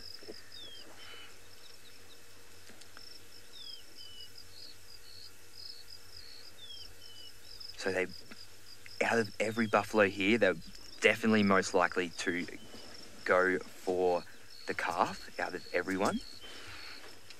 Out of all of these buffalo, it's definitely the easiest option, and you will often see that with predators, that they will take the easiest option. The sick, the weak, the young. Hyena, yeah, it's moving in between the buffaloes. standing right next to that calf there. And with the intelligence of hyenas, I would not be surprised if they were actually trying to herd the buffaloes in a way towards the lion. Pablo wants to know, how does the buffalo restrain itself? I think, sorry, I just didn't catch that question. I'll just wait for it to be repeated. These buffalo grazing as if there is nothing the matter.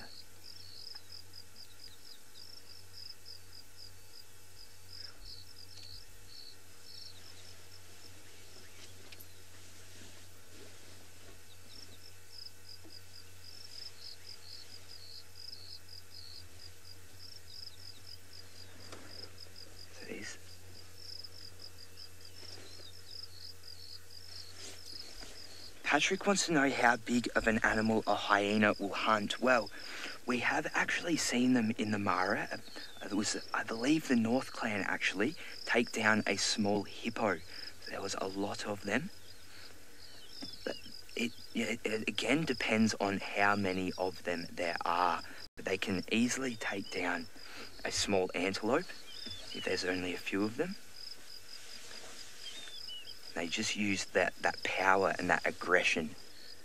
They've actually even taken down small buffaloes, much like this calf, but that is in big group efforts. So there is really strength in numbers when it comes to hyena.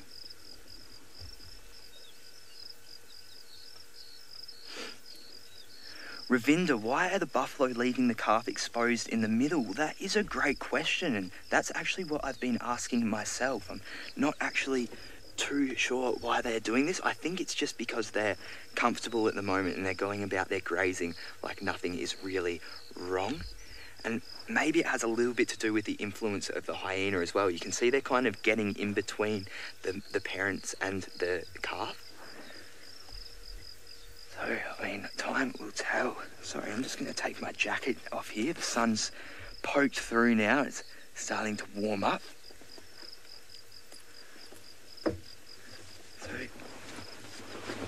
the lions will have to take their chance before it gets too hot in the day. You won't often see lions hunting in the day. That's not to say they don't. They definitely do. They 100% do.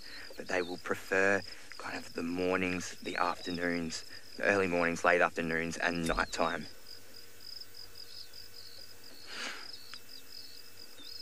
April, how far away from the buffalo do I think the hyena are? They are, well, at stages they were, you know, right next to them, 3 meters away.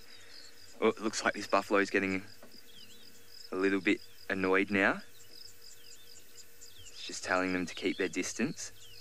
But yeah, we can see there, that's about 2, 3, 4 meters away. So not even 10 feet. Looks like they are starting to get on the nerves of the buffalo now. So perhaps the hyena might be the undoing here. Still very tense though. I've still got that feeling that it could all change in a second. But if the lions... Oh, we got one walking up to the left. Here we go. So we're having a bit of an approach happening now. I was just about to say they are far too far away to launch an attack. Here we go. Okay. This is getting tense now. We have some movement from the lions. The buffaloes still aren't noticing. They still have their back.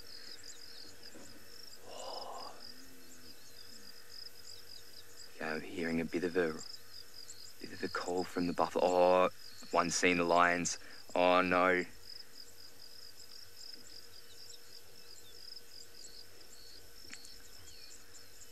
Well, maybe it didn't. It looked like one of the buffaloes looked up and saw the lion, but maybe not.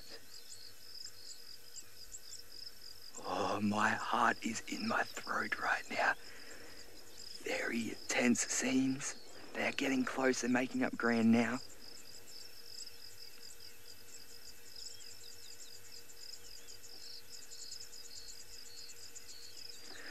Starlight, do the hyenas have the ability to take down the buffalo?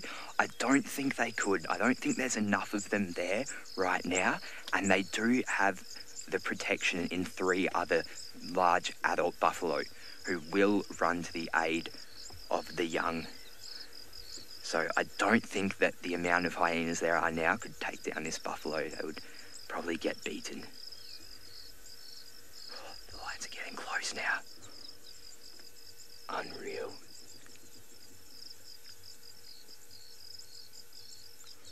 Lana, I don't know which pride this is, unfortunately. I'm too far away to get a positive ID on any of these lions. So I can't confidently say, but oh, they are close now. They are very close, we can see that. We might have a hunt on our hands, guys. Yep, Robert, I think it is time for action. One of the buffaloes has seen the lions. We can see it's starting to get a bit... Oh. It's getting a bit restless now, a bit anxious. And I can't see the calf as well.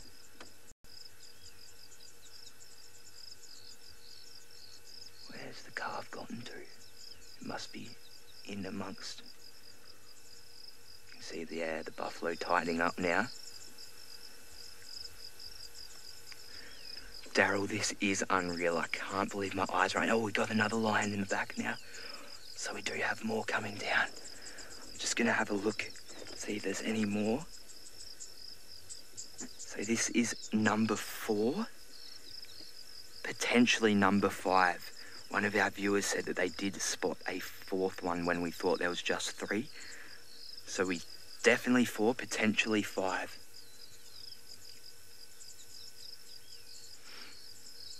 Greg, no, hyenas and lions do not usually work together to hunt.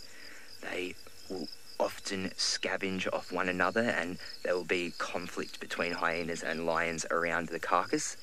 They are separate species and they want the best for their own species, not the others. So you will never see them really share or work together or cooperate. Although in this situation, it could almost seem that way, couldn't it? It almost seems like the hyenas are playing a role in this.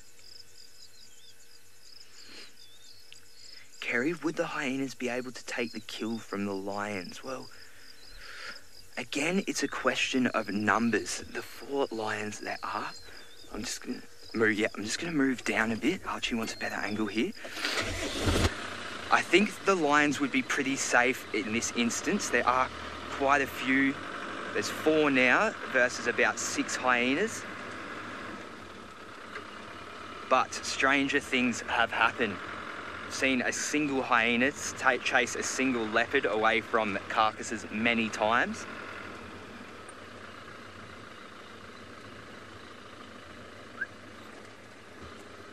All right. So we can see just how close these lions are. It's all happening here now. Where has that calf gone? Oh, there it is, right in the middle. They're leaving it open.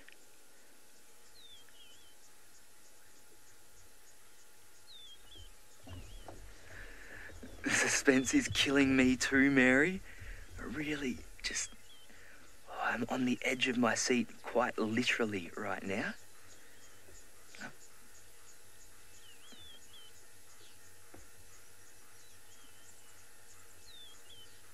I can't seem to see where the lions have gone. This is the buffalo that seems to be the most on edge.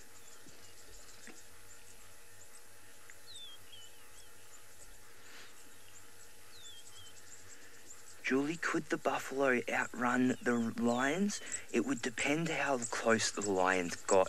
If the lions were within the range of the hyena right now, I don't think the buffalo would have a chance to get away.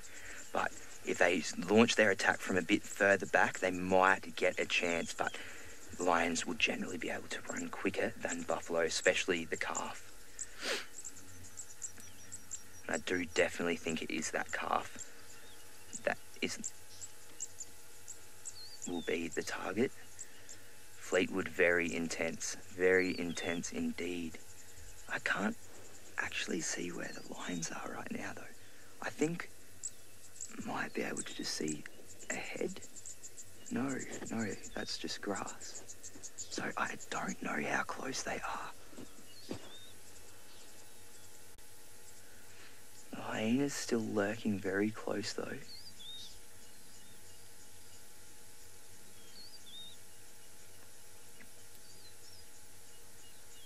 Alex, what can the mother do to protect the calf? Well, firstly, she can try and block any attack angles.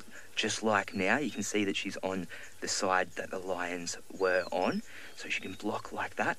And then also there's those big horns as well that they can use in defense. And quite often you'll see, especially if a higher ranking buffalo is being taken down by a predator, they will run to the aid of the buffalo.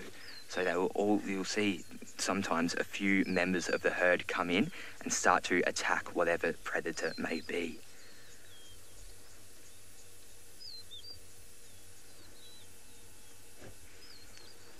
Karen, they've probably closed about 80 metres, so about 250 feet of distance, but I can't see them right now. They must have gone down and hidden in the grass, so I'm not actually sure what the distance is right now.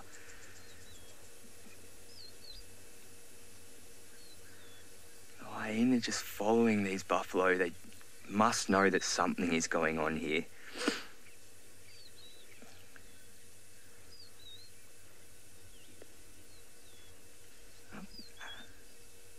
Oh, there. Okay, so one's just popped its head up, one lion.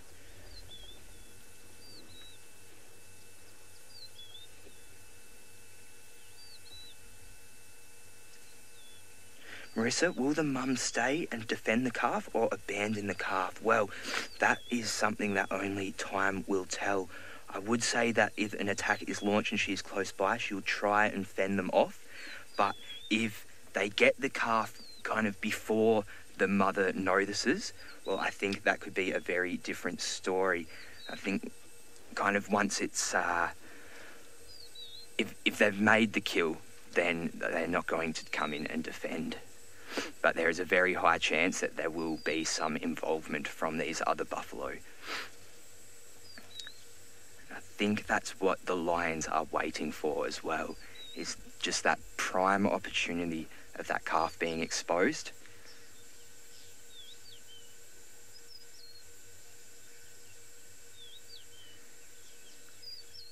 Yeah, it looks like that is a male that is with the calf right now. I'm not sure where the mother is.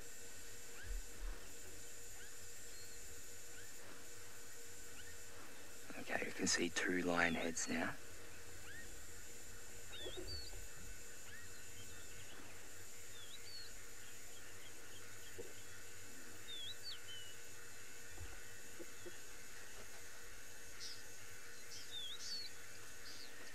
Chris, yes, that may very well be that the mother has died. It does look like these are all bulls.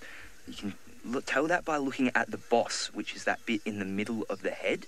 It's quite well developed in the males, and that's because they use it for fighting, and it needs to be nice and strong. So yes, it could be that this calf has been either abandoned or lost its mother and has just joined this group of males here.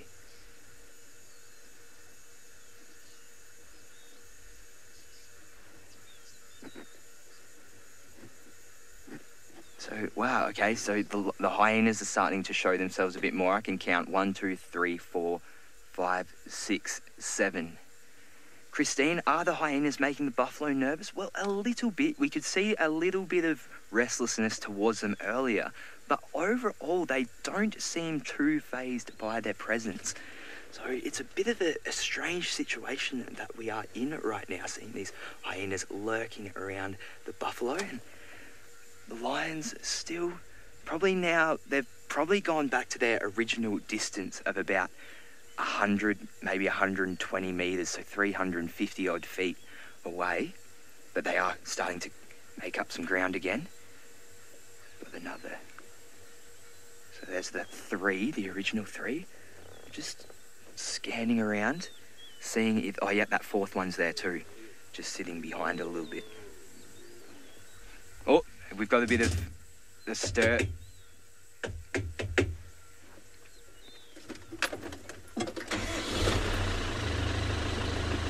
So the buffalo are starting to get annoyed with the hyenas now. There's a bit of action. They were starting to make a bit of noise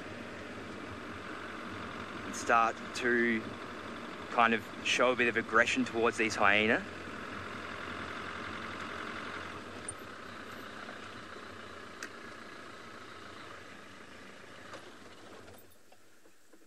Catherine, are hyenas considered more scavengers than hunters? Well, most people will say that they are scavengers, but this is really undermining them. They are very good hunters. As I've mentioned, they're very intelligent and work well at problem solving in a group. So they're smart and, yet much better hunters than people give them credit for. And then that's not to say that they're not going to scavenge. Looks like the lions are starting to close in even further now.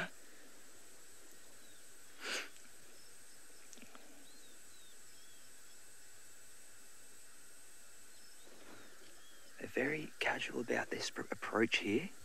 It doesn't seem like the buffalo are looking directly at them.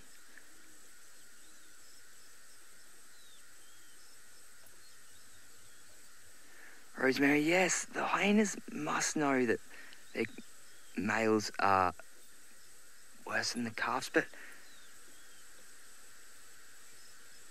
sorry, why is this one laying down? This is such an odd scene. This is very strange. The hyena just, oh, yeah. So yeah, we can see that the hyenas are cautious around them, but still keeping it pretty casual and perhaps making a distraction. So I don't know really where to look, gotta keep looking to the left, looking to the right. Okay, so they're really starting to...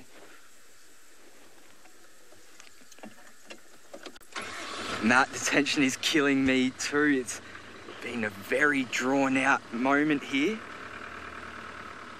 I'm just gonna slowly creep forward with these lions.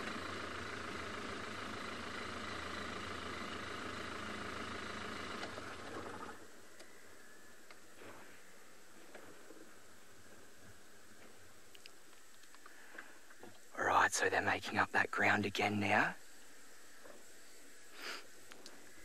Ooh, we can see the leading lion is very close now. Very close. This looks like a younger male.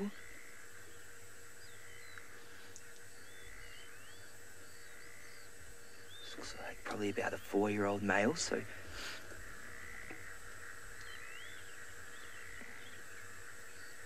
Mark, yes, this is very awesome. Very cool, very tense. Very odd, very unusual sighting as well. I haven't really experienced anything like this.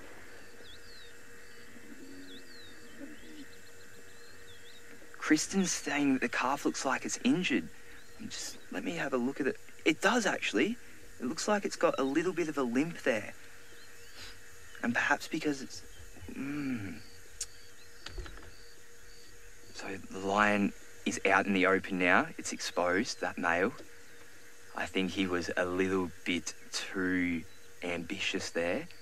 And we can just see the male has come in front of the calf there.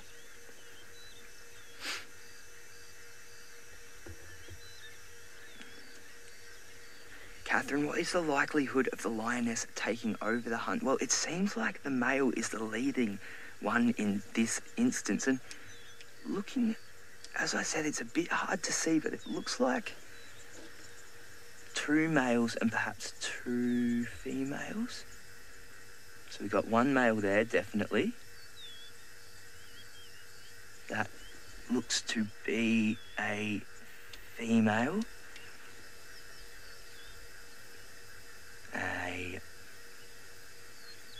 Another young male.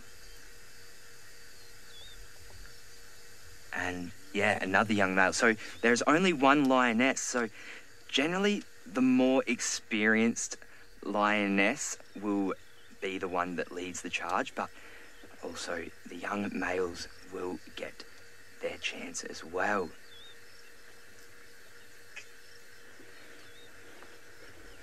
Okay, keep on moving forward. So it seems like the lions are just doing just a constant sort of stalk, just waiting and waiting for that moment.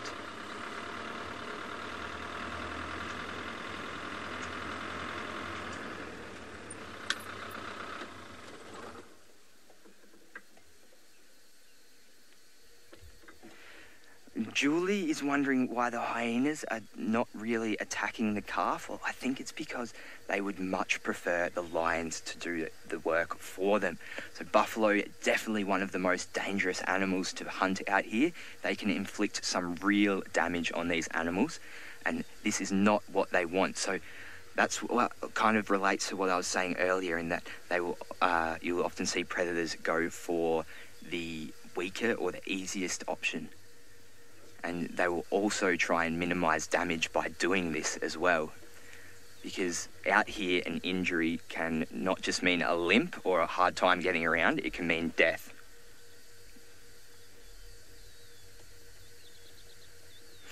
Sorry, Hutz is asking whether could it be that the lioness is teaching the younger lions to hunt? Well, this may very well be the case as well. You could be right there. It is the lioness's responsibility to teach the young to hunt. Often the males won't have much of a role in this. So this may very well be that unfolding. I'm sure by this age that these young males would have been at least involved in a hunt or two.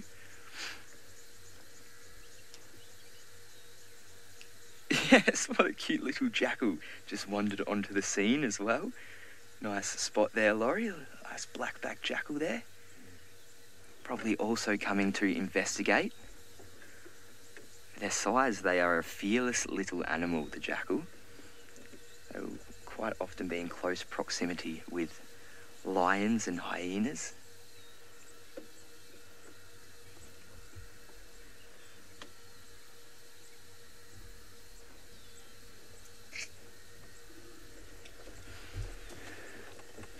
Kayleen wants to know whether the lions will be going for a bigger buffalo and potentially the hyenas for the calf. Well, maybe, but I don't think this is the case. I think that they are just kind of waiting it out. It doesn't seem like the hyenas are in real hunting mode. They do seem to be wanting to get close to this calf though, so I do think the interest for the hyenas is the calf, and I'm also assuming this for the lions. Because there is only 4 lions, and 3 of them are inexperienced, or not inexperienced, but young, and I don't think that they will be going for the big buffalo right now. I think all eyes will be on this calf.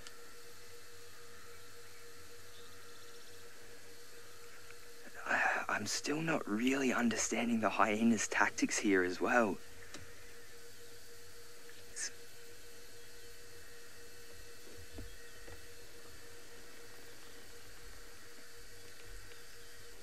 Christine, yeah, loves that the jackal's hanging out near a potential free meal. Yes, that's something that any animal loves to stumble across out here, is free meal. But jackals are very cunning and quick. They obviously can't use size or power because they are quite small. So they just have to kind of get in there and get what they can. Looking pretty out of place amongst all of these larger.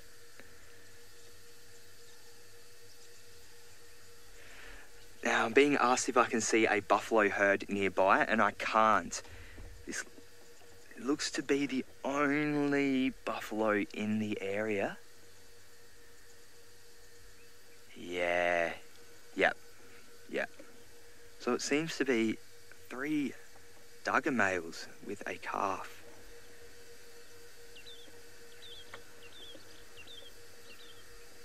Still getting that feeling that, you know, they could still go for it. They're still watching, the lions are still watching the buffalo very intently.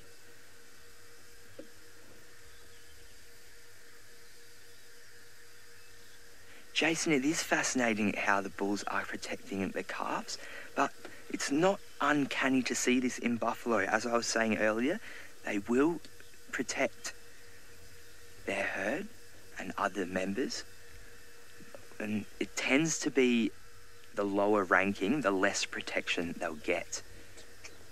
So, still watching it all unfold here. I'm just going to move up a little bit further. I want to try and get as close to this as I can without really interfering at all.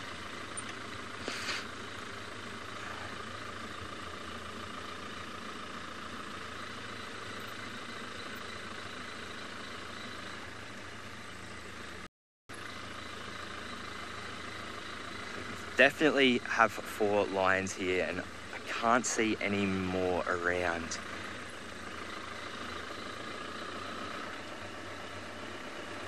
Sorry, I'm just getting into a good position here, working with my cameraman. Perfect. All right, this is a really great sight. So we're right here with the lions now. I'm thinking because of the amount of young males that this may be olololus, but I'm not 100% sure on that.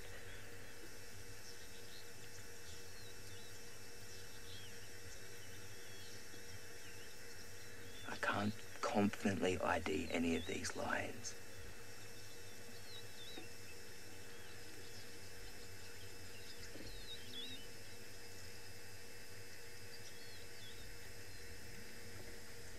Yes, it is really, really interesting calling the kettle. It's interesting to see this whole dynamic play out. I haven't really ever seen a moment like this before, with just the mix of the animals involved in it. You know, the hyenas, the lions, the buffalo, and now the lone jackal in the mix as well. The 3 males are cozying up together now. The lioness sits at the back.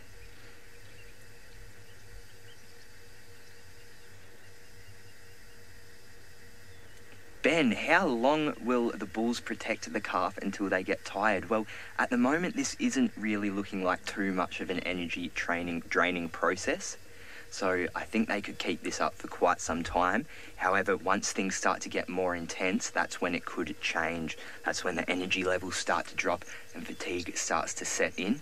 But the way things are going right now, I think they could keep this up for a very long time. But that can all change in an instant. It just depends when these lions decide is the right time.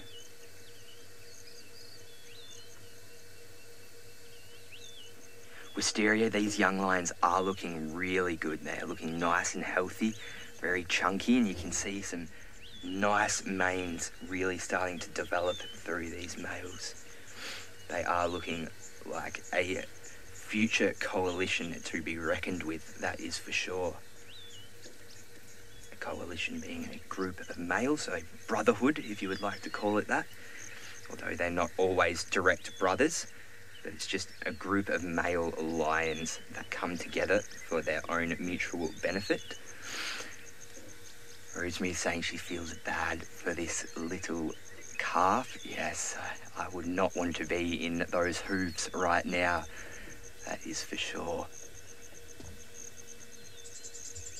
But the bull's starting to go back to looking a bit more relaxed.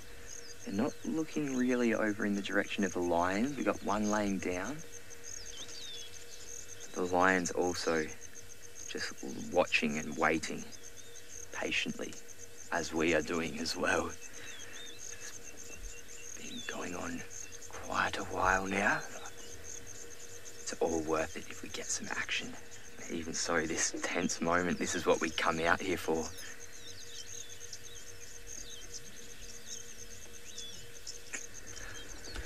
Well, this is going on for quite a bit, so we are going to switch back to our normal stream. But if you do want to follow on with the action and see what does happen, go on YouTube, search SafariLive, and then you can interact with us using the hashtag SafariLive on Twitter. So thank you all for joining me for this intense sighting, and I hope you can stick around and we see what is going to happen.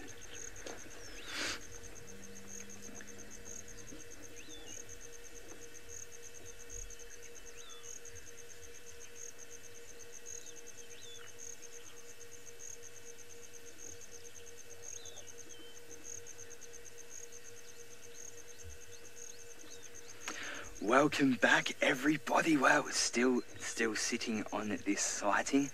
A lot going on right now. Well, actually not a lot going on right now, but still a lot going on right now, if you get what I mean. All of the buffalo have gone flat now, and the lions are flat, and I can't see where the hyena have gone now. Anyway, I'm going to take a few breaths and gather myself. This has been quite intense stuff. I'll send you back down to Juma, see what Miss McCurdy is doing.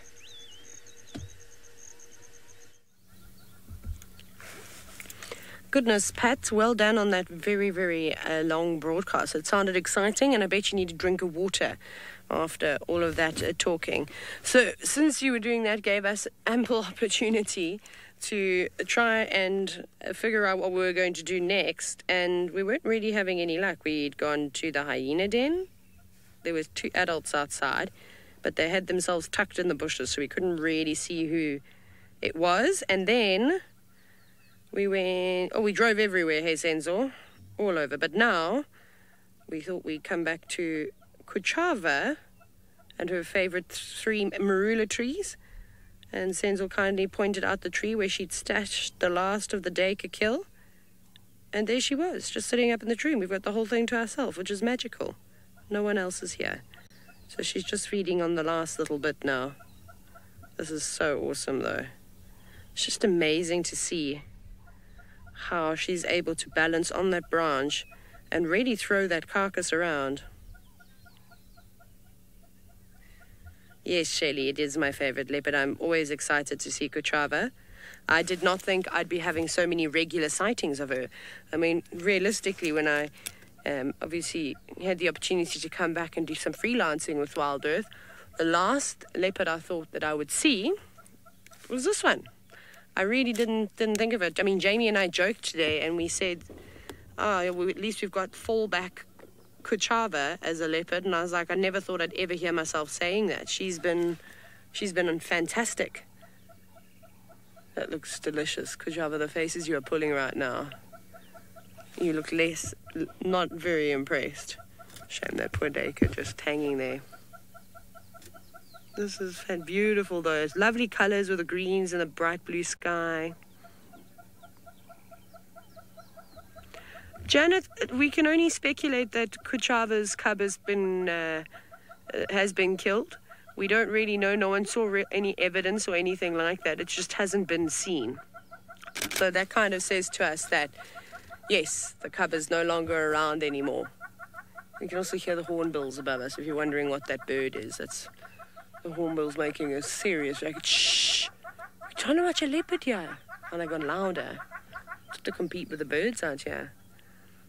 Oh, there's a domestic dispute between the hornbills in this tree and a tree a little bit further down towards Mulwanini. That's what's happening at the moment. Yeah, that. It's very cool. So, yeah, so very sad for Kuchava. Obviously, it isn't nice that she's lost her cubs, but it's just nature. It's just how it goes. It's really tough out here. So, hopefully, with that being said, it'll make you appreciate even more when we see these leopards, because it is really hard for them to get to adulthood. So Kuchava was one of the lucky ones. Oh, here's a hyena that's just arrived, but I can't show you because we're parked behind a small shrub. Just wondering, Senzo, if we go on to the fire break. But this is such a nice view of her, though. This is the best sort of view. I'm so sorry, everybody. I have to take one more photo and then I'm done, I promise. Because how often do you get to see this beautiful, beautiful cat with her meal. Look, she wants to... Don't move it up any higher, Kuchava, because you might drop it, and then the hyena's going to get it. Barbara, yes, 100%. I think that Tandy recognizes Kuchava as her daughter, because remember, Tandy has opened up a part of her territory, and she moved. So it's not like Kuchava stole a space of Tandy's. Tandy actually went, okay, lovely daughter, before I start disliking you, you can have this piece of land. You can be here. And then Tandy's actually moved out. Oh, dangerous move here. Why would you go right to the end of the branch like that, Kuchava? That is not clever. So Tandy won't really be... She'll tolerate Kuchava, but I don't think that she... they're not going to share a kill with one another, if that kind of makes sense. So they might snarl and hiss at one another when they bypass on the boundary, and Kuchava will probably have to shift around if Tandy does come back. That's just how it works. Tandy's the queen, and Kuchava is unfortunately second best.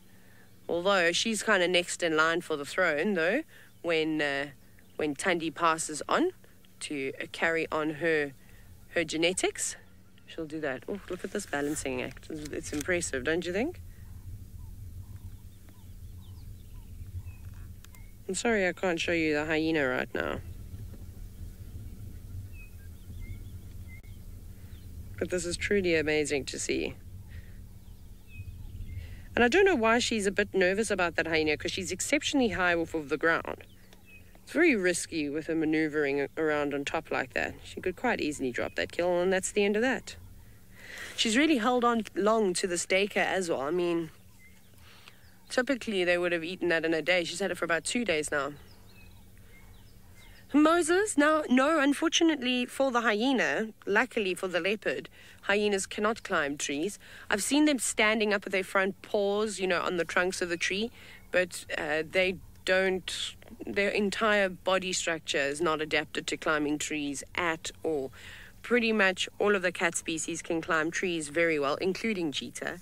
I mean, you watch these cheetah, when people say cheetah can't climb trees, I'm like, okay, cool. So have you watched any footage from the Masai Mara when these cheetah don't know how they do it? If they don't climb trees, do they just jump like 3 meters high? Because they climb some really, really big dead trees to sort of scan their surroundings. I would call that climbing. And then, I mean, they don't hoist their kills or anything. It's like saying that lions don't climb. Lions are particularly good at it. Leopards are obviously the best. And then the smaller cat species like serval and wildcat, they'll all be very capable. Cheetah, they can climb, again, not as well as something like a leopard and a lion too. I mean, lions often spend their time sleeping up in trees, and cheetah do the same thing. I mean, it's also not just in the Mara. You can see it in a variety of different areas. So they are cats. Oh, this is awesome. I'm so glad we found her. I really, really enjoyed my time with her, and every time I see her, the sightings just seem to get better. We'll see her for a couple of weeks, and then she completely vanishes for months and months on end, and we never get a sighting of her. But it all sort of goes in ebbs and flows, hey? That's the way of the bush. Now that Tandy's marching around and, moving around, moving back to her old territory slightly, it's provided us with this.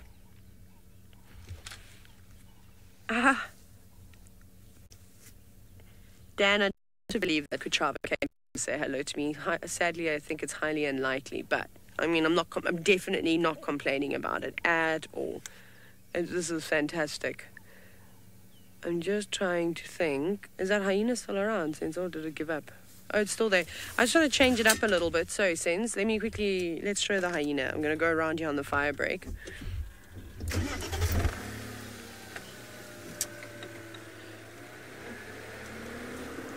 Okay.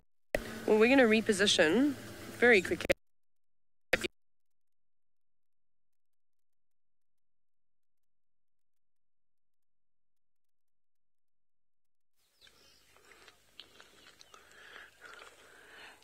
If hyenas could climb trees, that would be a disaster.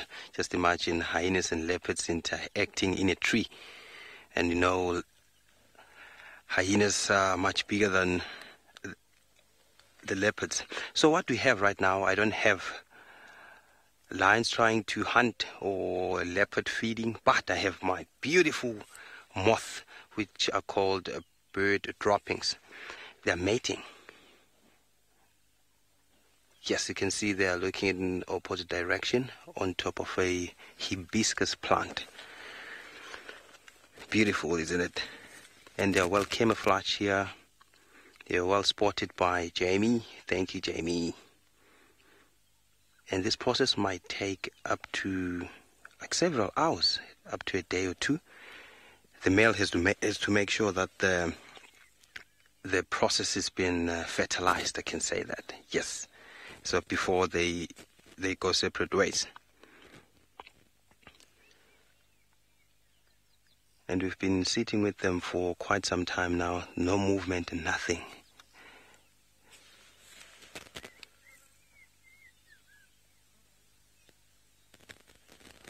So these moths, they have a complete metamorphosis, which goes to 4 different life cycles.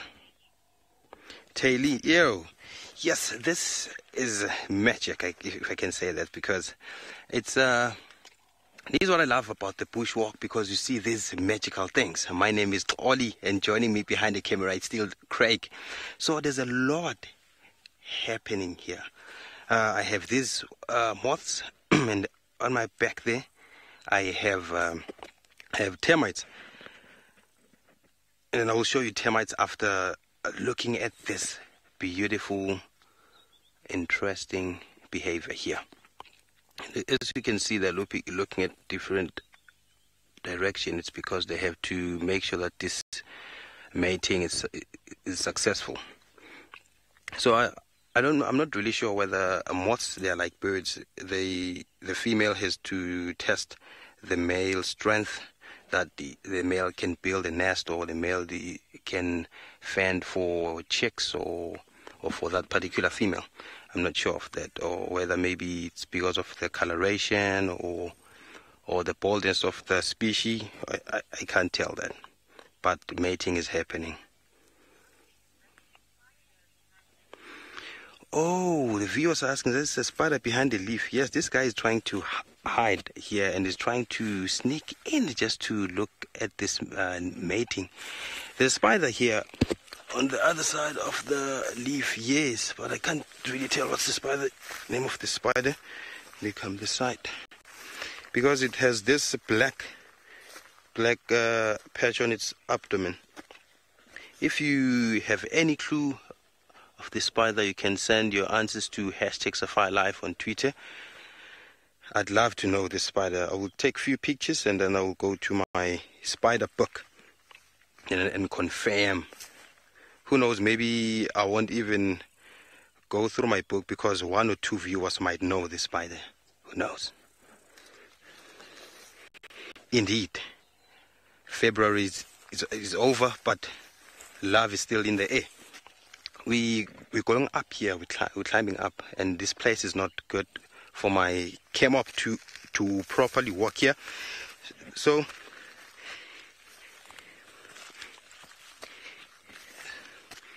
while my cam up is trying to get a nice grip here on this termite mountain, let's go to Pet and see what's happening with the hunting lions.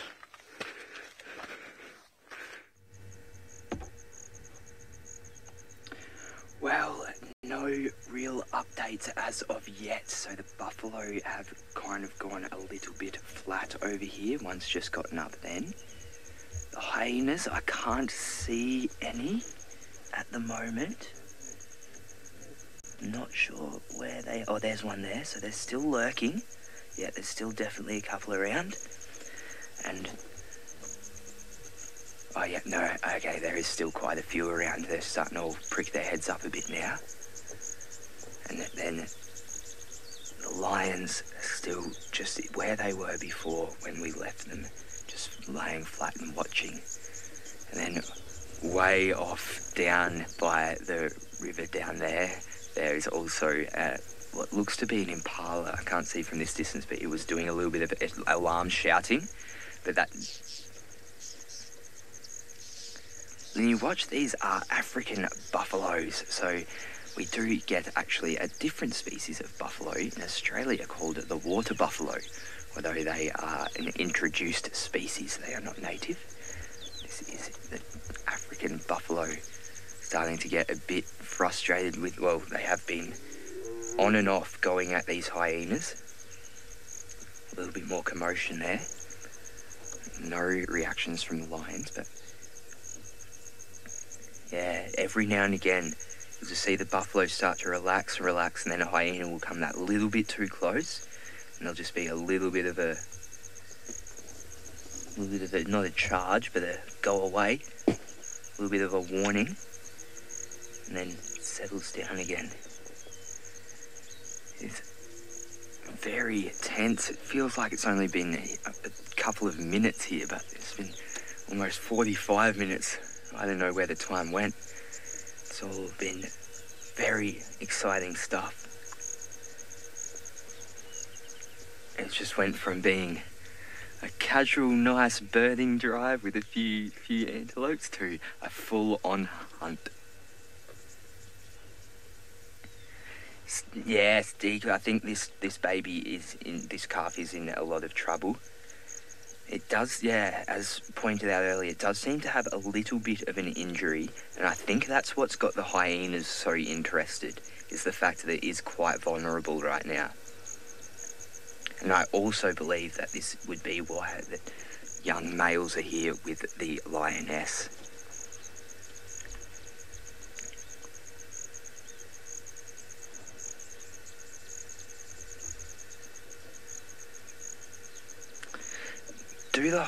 Diane wants to know whether the hyenas and lions know whether the calf has lost its mother. Well, I couldn't confidently say whether they would know or not, but I do definitely think that they've picked up on the fact that it is more vulnerable than usual. But having said that, those three bulls there do look very intimidating, and if I was those lions as well, I would be holding back and being cautious as well.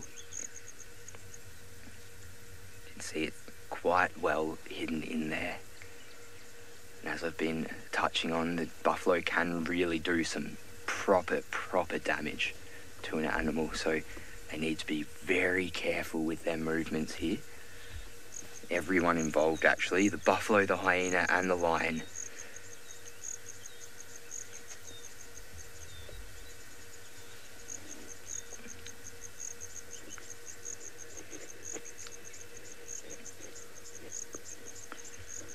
Ian wants to know whether that buffalo calf is still dependent on milk. Well, I'm not sure whether it would probably still be weaning if it had a mother, but I did seem to observe it grazing a little bit earlier, but it would definitely not be having the sustenance that it would need right now. It does look like a pretty young calf. So I don't think it would have come off weaning yet, but I do think that it has the ability to graze and wouldn't be 100% reliant on milk. Look, the hyenas just flopped down there, joining the buffalo. It's such a strange sighting.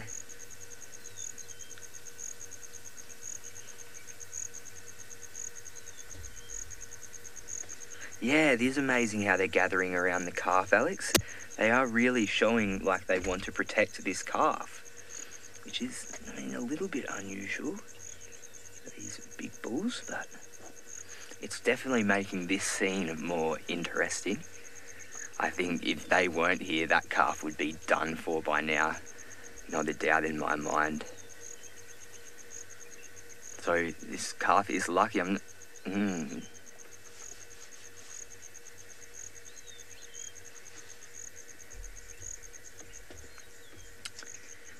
But how long will the Duggar boys tolerate the calf? I don't know that. I have never seen or heard of a situation like this before, especially with all these predators around. I'm not sure whether they'll actually abandon it or not. So this is really going to be one of those wait and see type situations. I mean, we can speculate as to what's going to happen, but it's such an unusual sight for me. can't confidently say the outcome of this, and that is the beauty of it as well. That it's such a different moment out here. So it's anyone's guess really as to what's going to happen. Maybe we can start putting bets on it. No, don't do that. Well, we'll stay here and stake this out and update everyone if anything happens. But in the meantime, I believe Kuchava has already got a kill and is with Taylor.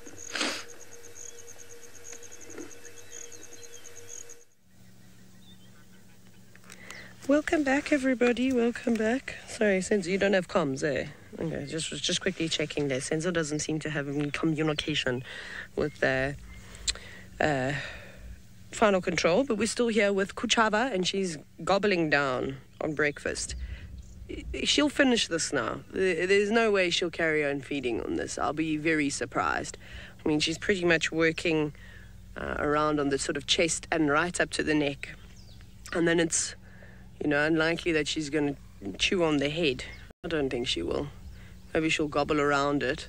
But I think that's going to be leftovers for the hyena, who's still here. You can't really see it now. We'll show you in a minute when some more sort of action develops with the hyena. But the hyena is waiting very patiently for scraps. This is so fantastic to watch. We've also repositioned, as you see, because where we were getting bad signal, so we changed it up. So Kim, Tlalamba is Tandi's latest offspring, whereas Kuchava was Tandi's first offspring, first daughter.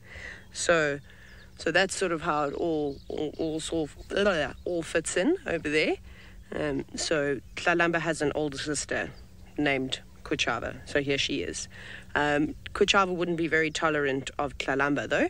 She wouldn't have any clue that they're related of sorts. Look at her, the faces she's pulling now. There's a scrap. It's so funny to see how excited the hyena gets, as if it's like getting treats. Yum, yum, yum. Can you find it? It was a very small piece, a little bit of bone that was dropped. Nothing really significant. You didn't even find it. Looks like a young hyena. Who is this? It's not particularly big. Intima? Is that you? I don't know if it's Intima. I'm wanting it to be Intima. Maybe the hyena experts. Crystal? Michael? Where are you? I need you. Tell me who this is. I would really like it to be Intima, but I don't think so. I think I'm just getting my hopes up. When was the last time anyone actually saw that lovely hyena? That's Ribbon's, from Ribbon's first litter. Her first cub. This is awesome, though. Awesome stuff, Archie. It's going to be a very hot day. We're waiting. Faith is now scanning the chats, waiting for someone to tell me which hyena this is. So I think Kuchava's got a good spot here today. She's got 3 trees, one of them being a knobthorn, 2 marulas with lots of shade. As you can see, just a little bit of dappled light coming through now. And it is so much cooler in the shade. Even the hyena agrees. The hyenas, now you don't have to look at it now. It's just going back to sit in the long grass going, please feed me. Please give me more scraps. I like the scraps. It's quite nice to have a hyena around. I think hyenas would be great to have, if you had a big garden at home. It'd be nice to have a few hyena running around. Gazing up desperately. It's funny, though, because the hyena looks up at the leopard as if, they're in a relationship. But they're not. The hyena's just in a relationship with food. Hey, hyena. Can you hear Kuchava crunching now? Let's see if you can hear that.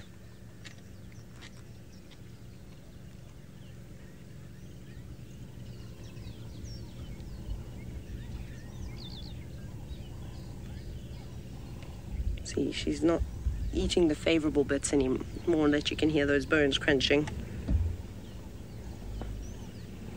She's kind of down to the not so great bits. But either way, at least it's a meal. I just don't understand why she didn't gorge herself. I'm really interested in this. I've never seen a leopard sort of savor a meal for as long as she has. So that's quite unusual for me. I mean, we haven't seen her with an enormous belly at all. I mean, Senzo, when you saw her yesterday when she took this kill up the tree, did she have a big belly? Yeah. Was she quite full? It was full, not like this. Not like Hosanna full, though, when he eats everything and so he can't breathe anymore. Yeah, she doesn't seem to do that. She's a lady. Although I say that.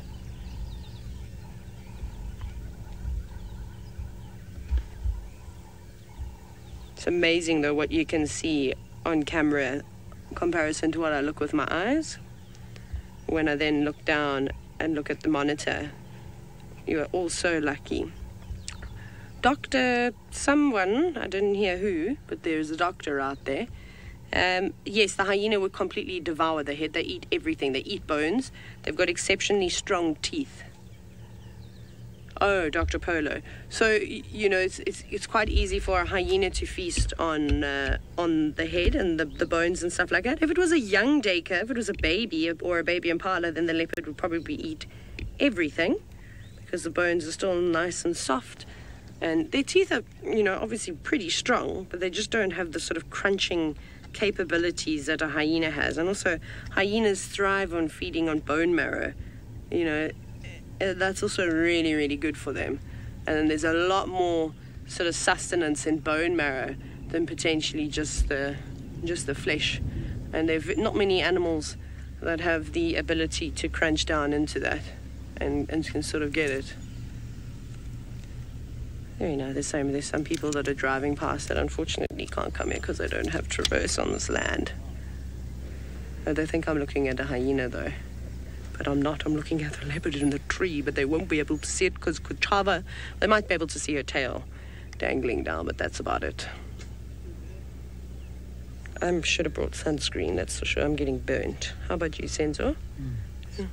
Yeah, I'm working on my shirt tan right now. It's really nice. Okay, Louise, you said she's eating slowly because she's cultured. Okay. Did you hear that, Kuchava? You are a cultured leopard. The other leopards are not so much. They don't show the level of sophistication that you do. I reckon if Kuchava could use a knife and fork, she'd probably use a knife and fork, the way she eats. Oh, look at those eyes. She's got gorgeous, gorgeous eyes.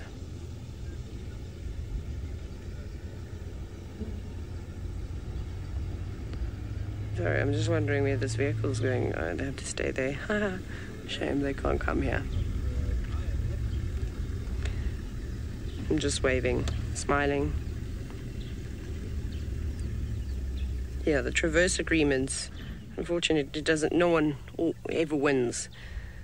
It happens to us as well, where we have a wonderful sighting and then shortly after, well, it all goes pear-shaped and then they cross out of our traverse. Very sad.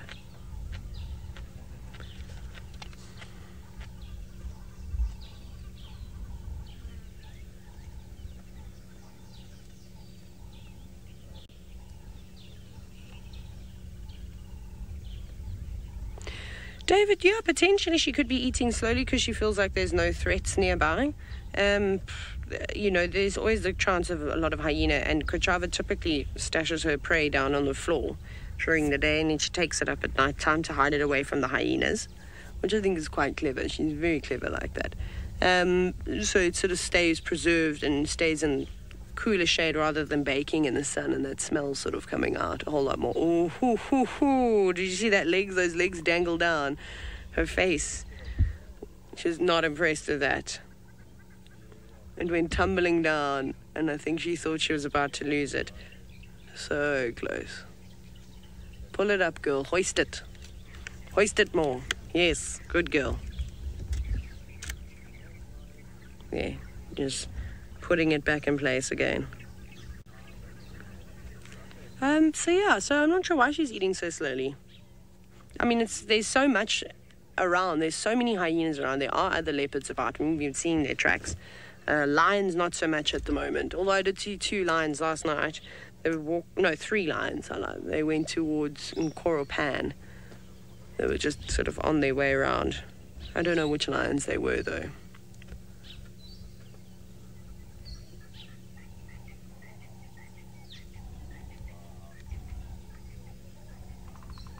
There's even a woodpecker, a bearded woodpecker now. I've just been listening to the bird calls, trying to remember them all.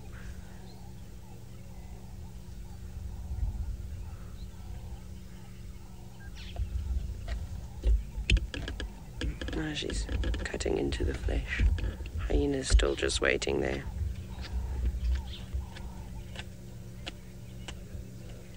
Oh! Thanks, Michael. Michael, you said this hyena is Koza from the Juma clan. He's really small, though. Oh, Kuchava, you just dropped some leaves. You're lucky there. He's really little. Like, he's not a big hyena at all. Shame. And Koza's been around for quite some time. It's not like he's young either. I'm getting the doves now. I'm getting very excited. It sounds like one is trying to charm a lady. Hello, boy. So I thought, I was like, maybe it could be Intima, because Intima's also she's not fully grown just yet. She's quite little. Sure. Pretty and not Gwen, sadly not Gwen. And Corky and Ribbon, they'll dwarf little old Koza over here. Yes, go back to sleep. He's sulking again now because he hasn't got anything. Literally, though, if Kuchava drops it, it's going to land straight on the top of his head. Then he'll know that there's scraps.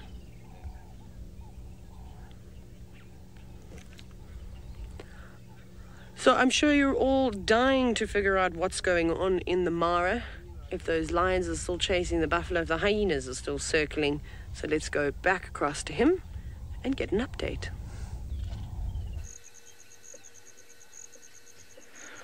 Well, we're starting to get a bit of movement now. So the buffalo were the first to move. They just kind of got up and walked off.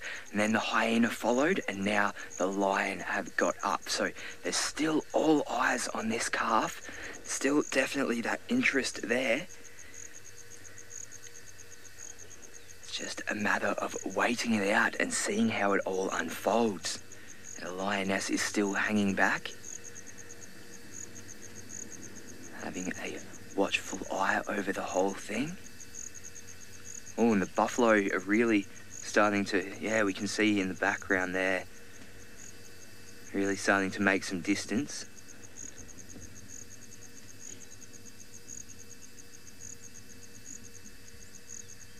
Snazzy, it is a bit weird that the bulls are trying it to protect the calves. I can't really explain it,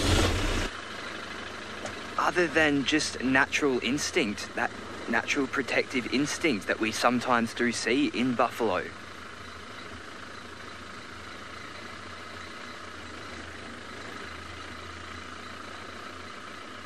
So I'm just moving along behind.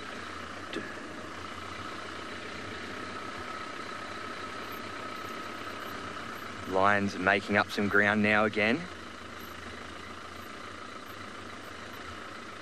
And now I'm starting to wonder whether the lions are actually, sorry, not the lions, whether the calf is actually following the buffalo and the buffalo not the calf, like the buffalo not protecting the calf. Because I did see a little bit of aggression towards the calf. Just don't want to be blocking anyone off here. Okay. Sorry, I'm just trying to get the best position here so we can see what's happening. Cool, all right, there we go. So now you can see it's all going on here. We've got great sight, and you will see a van off in the distance. There we are, sharing this sighting with other game drives out here in the Masai Mara.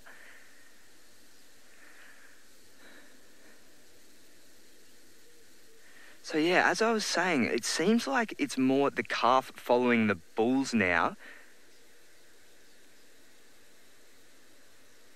Telly, I mean, there's every chance that the buffalo may be the father of the father of the calf. There's obviously no way of knowing that for sure. I can't get my DNA test out, but that may explain why this calf is so clinging to one of them and why there is that little bit of protection actually being shown as well.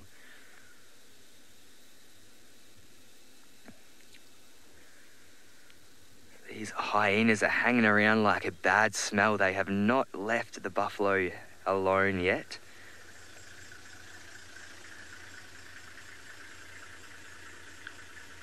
It's just going to be really interesting to see how this all does unfold.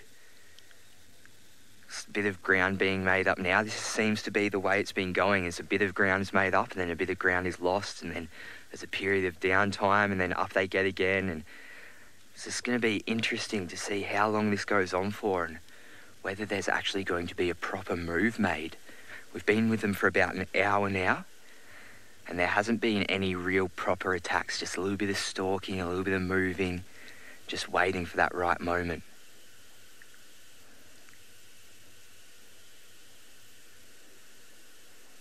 It seems like the hyenas are starting to lag back a bit now. The buffalo have made a good, decent bit of ground now. You can see there. Probably about 200 metres, so about 600 feet from those hyena, and even further from these lions.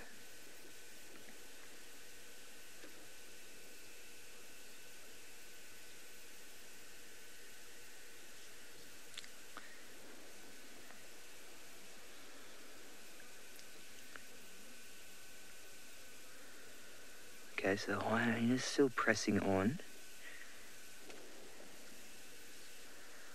The lions have gone flat again. I'm just going to look behind me, see. The lioness is still where we left her, back where those three were sitting just before. And so more and more ground is being made now. The hyenas seem to be the one that want it the most, though. They seem to be just constantly pressing.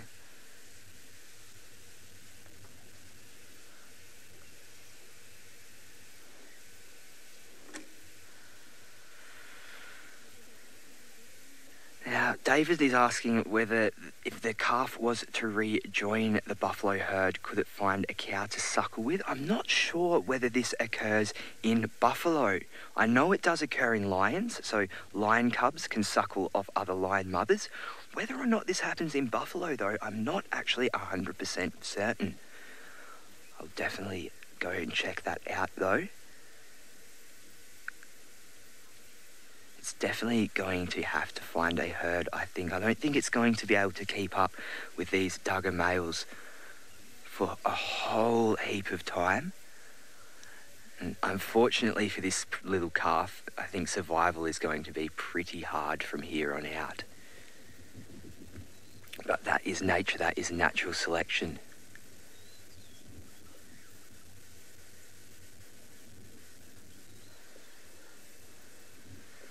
It seems like there's still a bit of movement happening here. I don't think it's over yet. It ain't over until the fat lady sings. But in the meantime, let's go back down to Juma and see Ollie, who has something on the ground.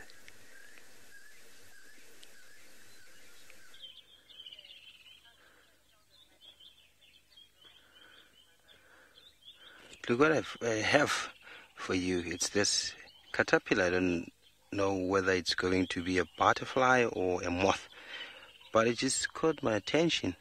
The colors, the stripes, and the way it walks. It's amazing. And Kuchaba is feeding, and this caterpillar, it's trying to feed on me. So what's happening here? I have this caterpillar here, it's safe, and I have these two things that also caught my attention.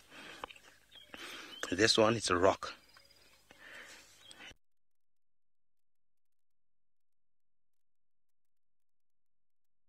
To you like this. Don't you think it's a butt of a water buck? The backside of the water buck. And then here comes the tail here.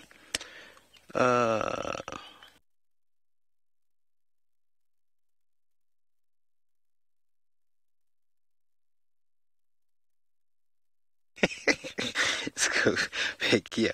And here we have a feather. I don't know whether this feather belongs to...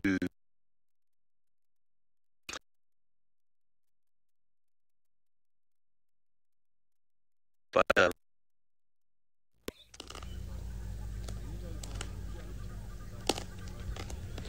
Oh, hello everybody. Sorry about that. Seems as though there was some wonderful technical difficulties that are happening today. Welcome back. That was lucky because imagine we didn't have comms. Senzo, you don't have comms, eh? Still doesn't have comms. That could have been a disaster. So we're still just sitting here. Kuchava has now dropped a bone. Can we have a look at the hyena who's crunching away?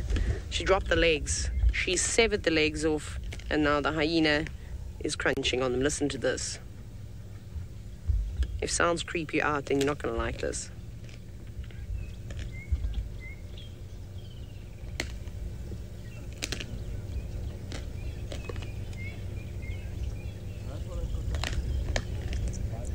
How crazy is that?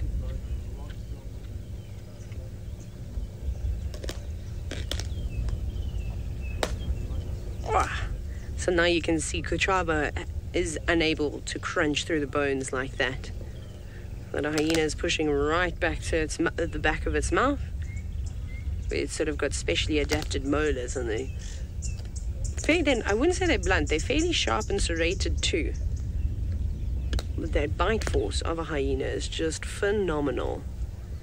So that'll be a nice little meal. Not much, you know, for that hyena to really eat, because I don't think there's going to be much bone marrow in between the legs or in between the small bones. Oh, Kuchava, what you doing now? She's moving. Hi, girlie. No, don't go that side. Come here. Climb down nicely so we can also watch. Don't seem to have much luck with Kuchava, which way she's kind of going to go. Where are you? Just see her tail. Anna Marie, me too. I also like to hear the crunching. It's like one of my favorite parts of, I suppose, an animal when they eat. It's just hearing the way that they go through. It makes me feel a bit better about the way we as humans eat. We're always being told off. Eat quietly. Chew with your mouth closed. And I mean, I'm so glad that we do, because I could die and someone must in front of me. Hey, Senzo? It's not a nice sound. It is not, but I can tolerate it when it's an animal. That's fine. That's no problem. I love the way that her tail is just looped over the tree like that. Perfectly positioned for that purpose. A tail rest. Oh, don't even get me started on slurping, Faith. Everyone knows that although there's a couple of people in camp that are not fond of the slurping sound. It's not a great sound, that's for sure. But she's obviously done for now. Can you believe it? She's still got a snack for later this afternoon. She's still going to be feeding on this carcass. I can't believe it. I'm so shocked. Look at this. She's just left it perfectly too. It's like a 500-gram steak that she's got there that she can have a bit later. It's really mature now, though. That's perfect. That is what you call efficient eating.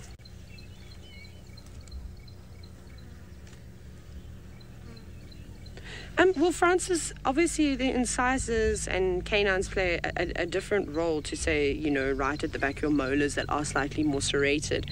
That's obviously for crunching and tearing slightly, whereas your canines, they're not going to really do much in terms of crunching because they're going to break. So yes, I suppose smaller teeth, not as sort of elongated and sort of pointy. That's not what you need for crunching teeth.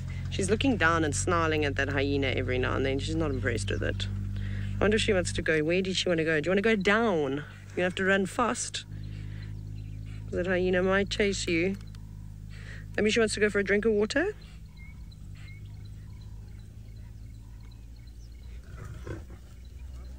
Not happy.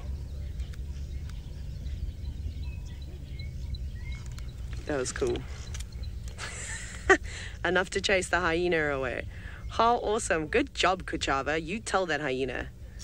There's a great South African word that I'm not going to say out loud, But if there are any South Africans that are watching, you can imagine what that leopard said to that hyena. Hey, Senzo, can you think about what I'm talking about? Yes. Yeah, it's a great word. Just means go away. But it sounds so much better in a South African accent. And what language is that? Afrikaans? Yeah, it's Afrikaans like a... Tsotsitaal in South Afrikaans. Yeah, I suppose it is a bit of an Afrikaans word. There we go. She's going to jump down. No, Kuchaba, come out this way. It's a great word, though. She's still just keeping an eye on, I think, to make sure that that hyena is gone. Well, the last thing she wants is to get into an altercation with a hyena. It's not completely gone. It's just sort of lingering. It's like got its back turned going, I'm not here anymore.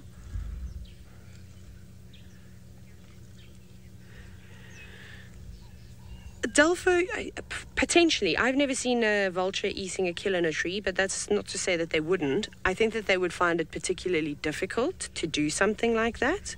The reason why I say that is because vultures are incredibly big birds, and I don't think they have the best balance up in trees. And they've got very stubby toes, so I think trying to balance on a tree, hold the carcass with their foot in place so it doesn't move around too much, and then try and pull bits and pieces, I think that's just a recipe for disaster. So it's not to say that it doesn't happen. I just personally haven't seen it, but some of the other guides may have seen something like that. So yeah, I just don't think it's viable. Something like a batalier, or here she climbs down again, something like a tawny eagle most certainly could eat in a vehicle. No, they're not going to eat in the vehicle. I hope they don't eat it in the vehicle. They could eat it up in a tree, no problem. Here she goes. She's just going to walk in front of us. To pet her as she goes past. You're a good girl. I wish I could do that in real life, but sadly I can't. Now she's scraping her feet on the ground. She's using the luxury facilities. She's still very vigilant and looking around. She's still there. She's just having a smell. Now she's also scent marking. She's efficient, this leopard. She doesn't waste any time. You can just see her through the leaves. No time to be lazy.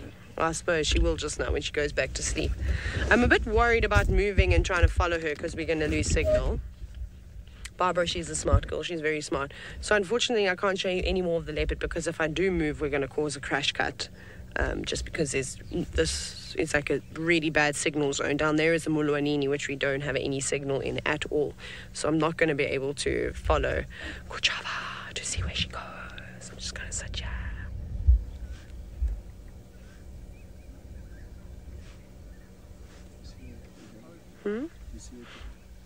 We can't, she can, but if we move, we're going to just cause a crash cut, so... No, I'm saying he's behind there. Oh, yeah, walking that way.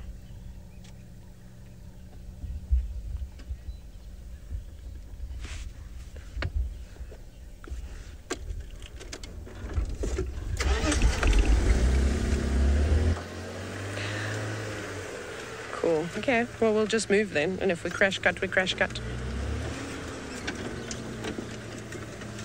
We can go out of 4x4.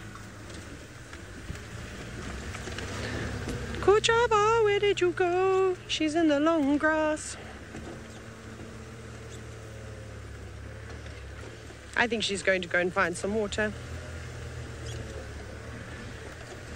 Meow. I feel like we're going so fast now because we've been stationary for such a long time. Hello, I'm going to get in front of her so we don't have to sit behind her.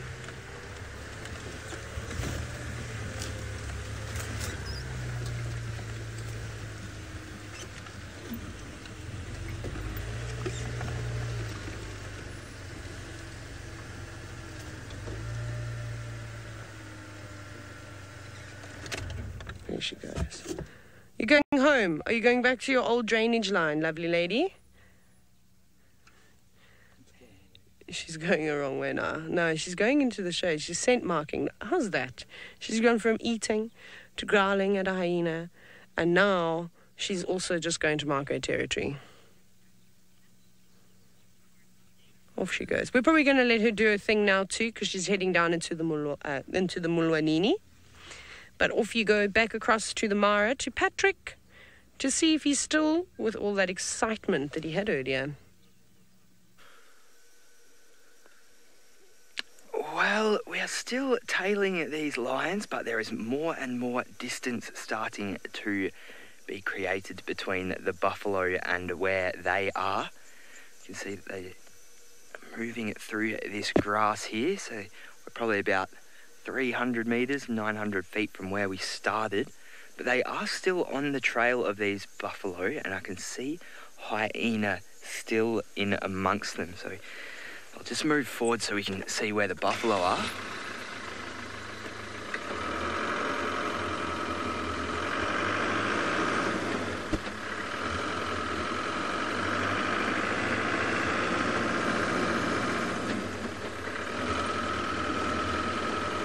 So right all the way up here. So where I am right now, the lions are directly next to me.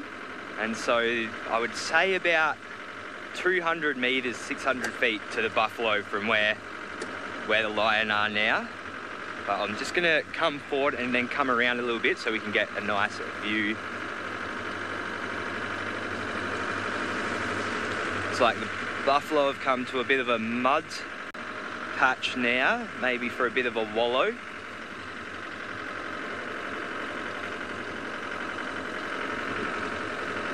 Yes, one is definitely submerged in that mud.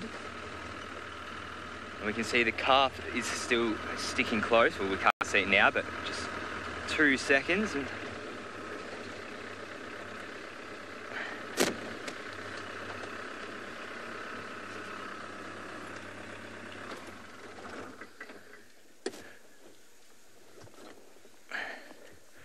so here we are. Still see that one persistent hyena. That's the only one left that I can see. None seem to be coming from behind, but I can still see the lions making their way over. So it doesn't seem like they have given up yet.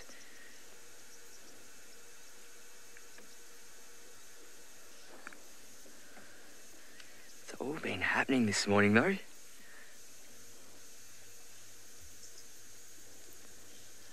Gem, I don't think this hyena could take down the calf by itself unless the calf was seriously maimed and injured and laying on the ground not being able to do much. I don't think this hyena would be able to do it, and definitely not with those 3 adults around as well.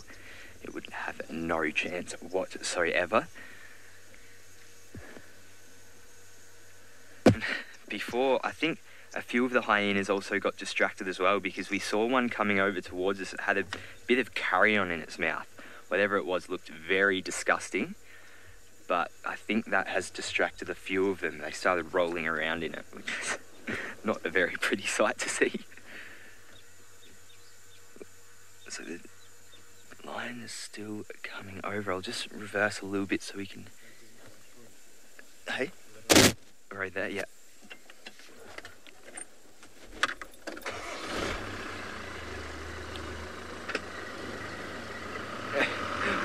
Lee's saying instead of sleeping, that like he should be doing right now, he's watching hyena and buffalo. Well, that is probably better than sleep, isn't it? Especially when we've got some action like this morning. It is hard to kind of look away when all of this is happening. And I apologise for keeping you up, but I sincerely hope that it's worth it.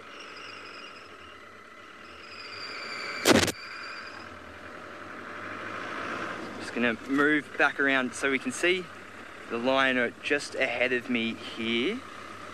One's walking out onto the road now, so they are making up that distance. They're being very persistent this morning, keeping us all on our toes.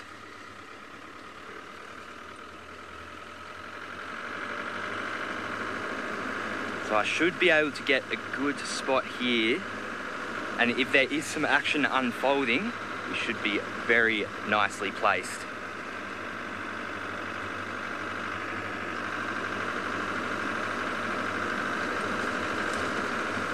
Right, so I'll just swing it in a bit.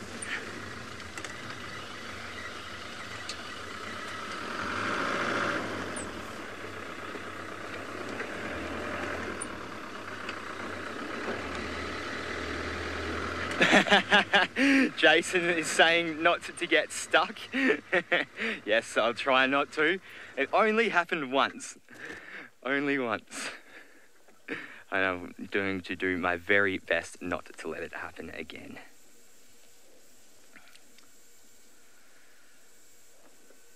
So the lines have gone flat.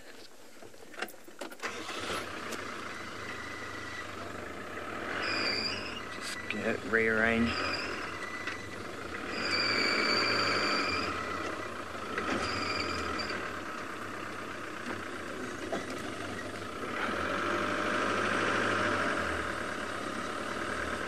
Sorry, this is just a bit of a tight road and it's very muddy on either side, so I don't want to go off and get myself stuck. Just bring it around. There we go. So now we've got good on either side, so just where that car is, you can see on the left, that's about where the lines are. And then the buffalo here, still protecting it, that little young'un. Come now to cool off, I'm sure. Isn't that an awesome shot of the four of them lined up nicely? And that little jackal from before still hanging about. I believe this is the jackal from before. It is. It just keeps popping up every now and again.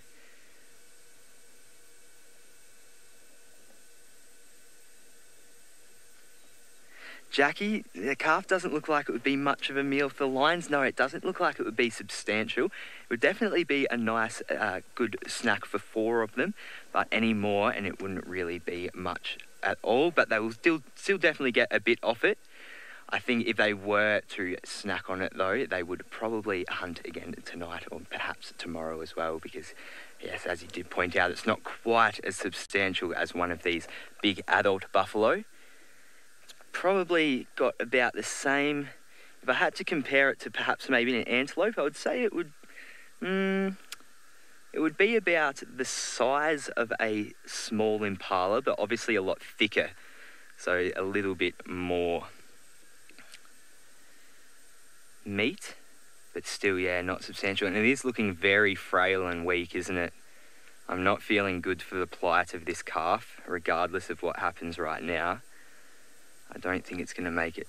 I think it's looking for... Oh, it looked like it might have been searching the belly for a suckle, the poor thing. It must be very confused with life right now. But anyway, thank you all for sticking around with me today. It's been a very interesting drive, to say the least. I'm pretty sure that something will happen. I'm going to stay with these guys and hopefully something does happen later on in the day. So I'm glad we did get some leopards down in Juma as well with Taylor. I hope you enjoyed your bushwalk with Jamie. So I'm going to, as I said, stay around with these buffalo and see if any action does unfold. The lions are still looking and waiting patiently, so it's anyone's guess what happens. But if nothing happens today, we'll fill you in on it all tonight, so make sure you do tune in on YouTube on Safari Live. We'll be starting our drive at 5 p.m. Eastern African time, so we hope to see you all then.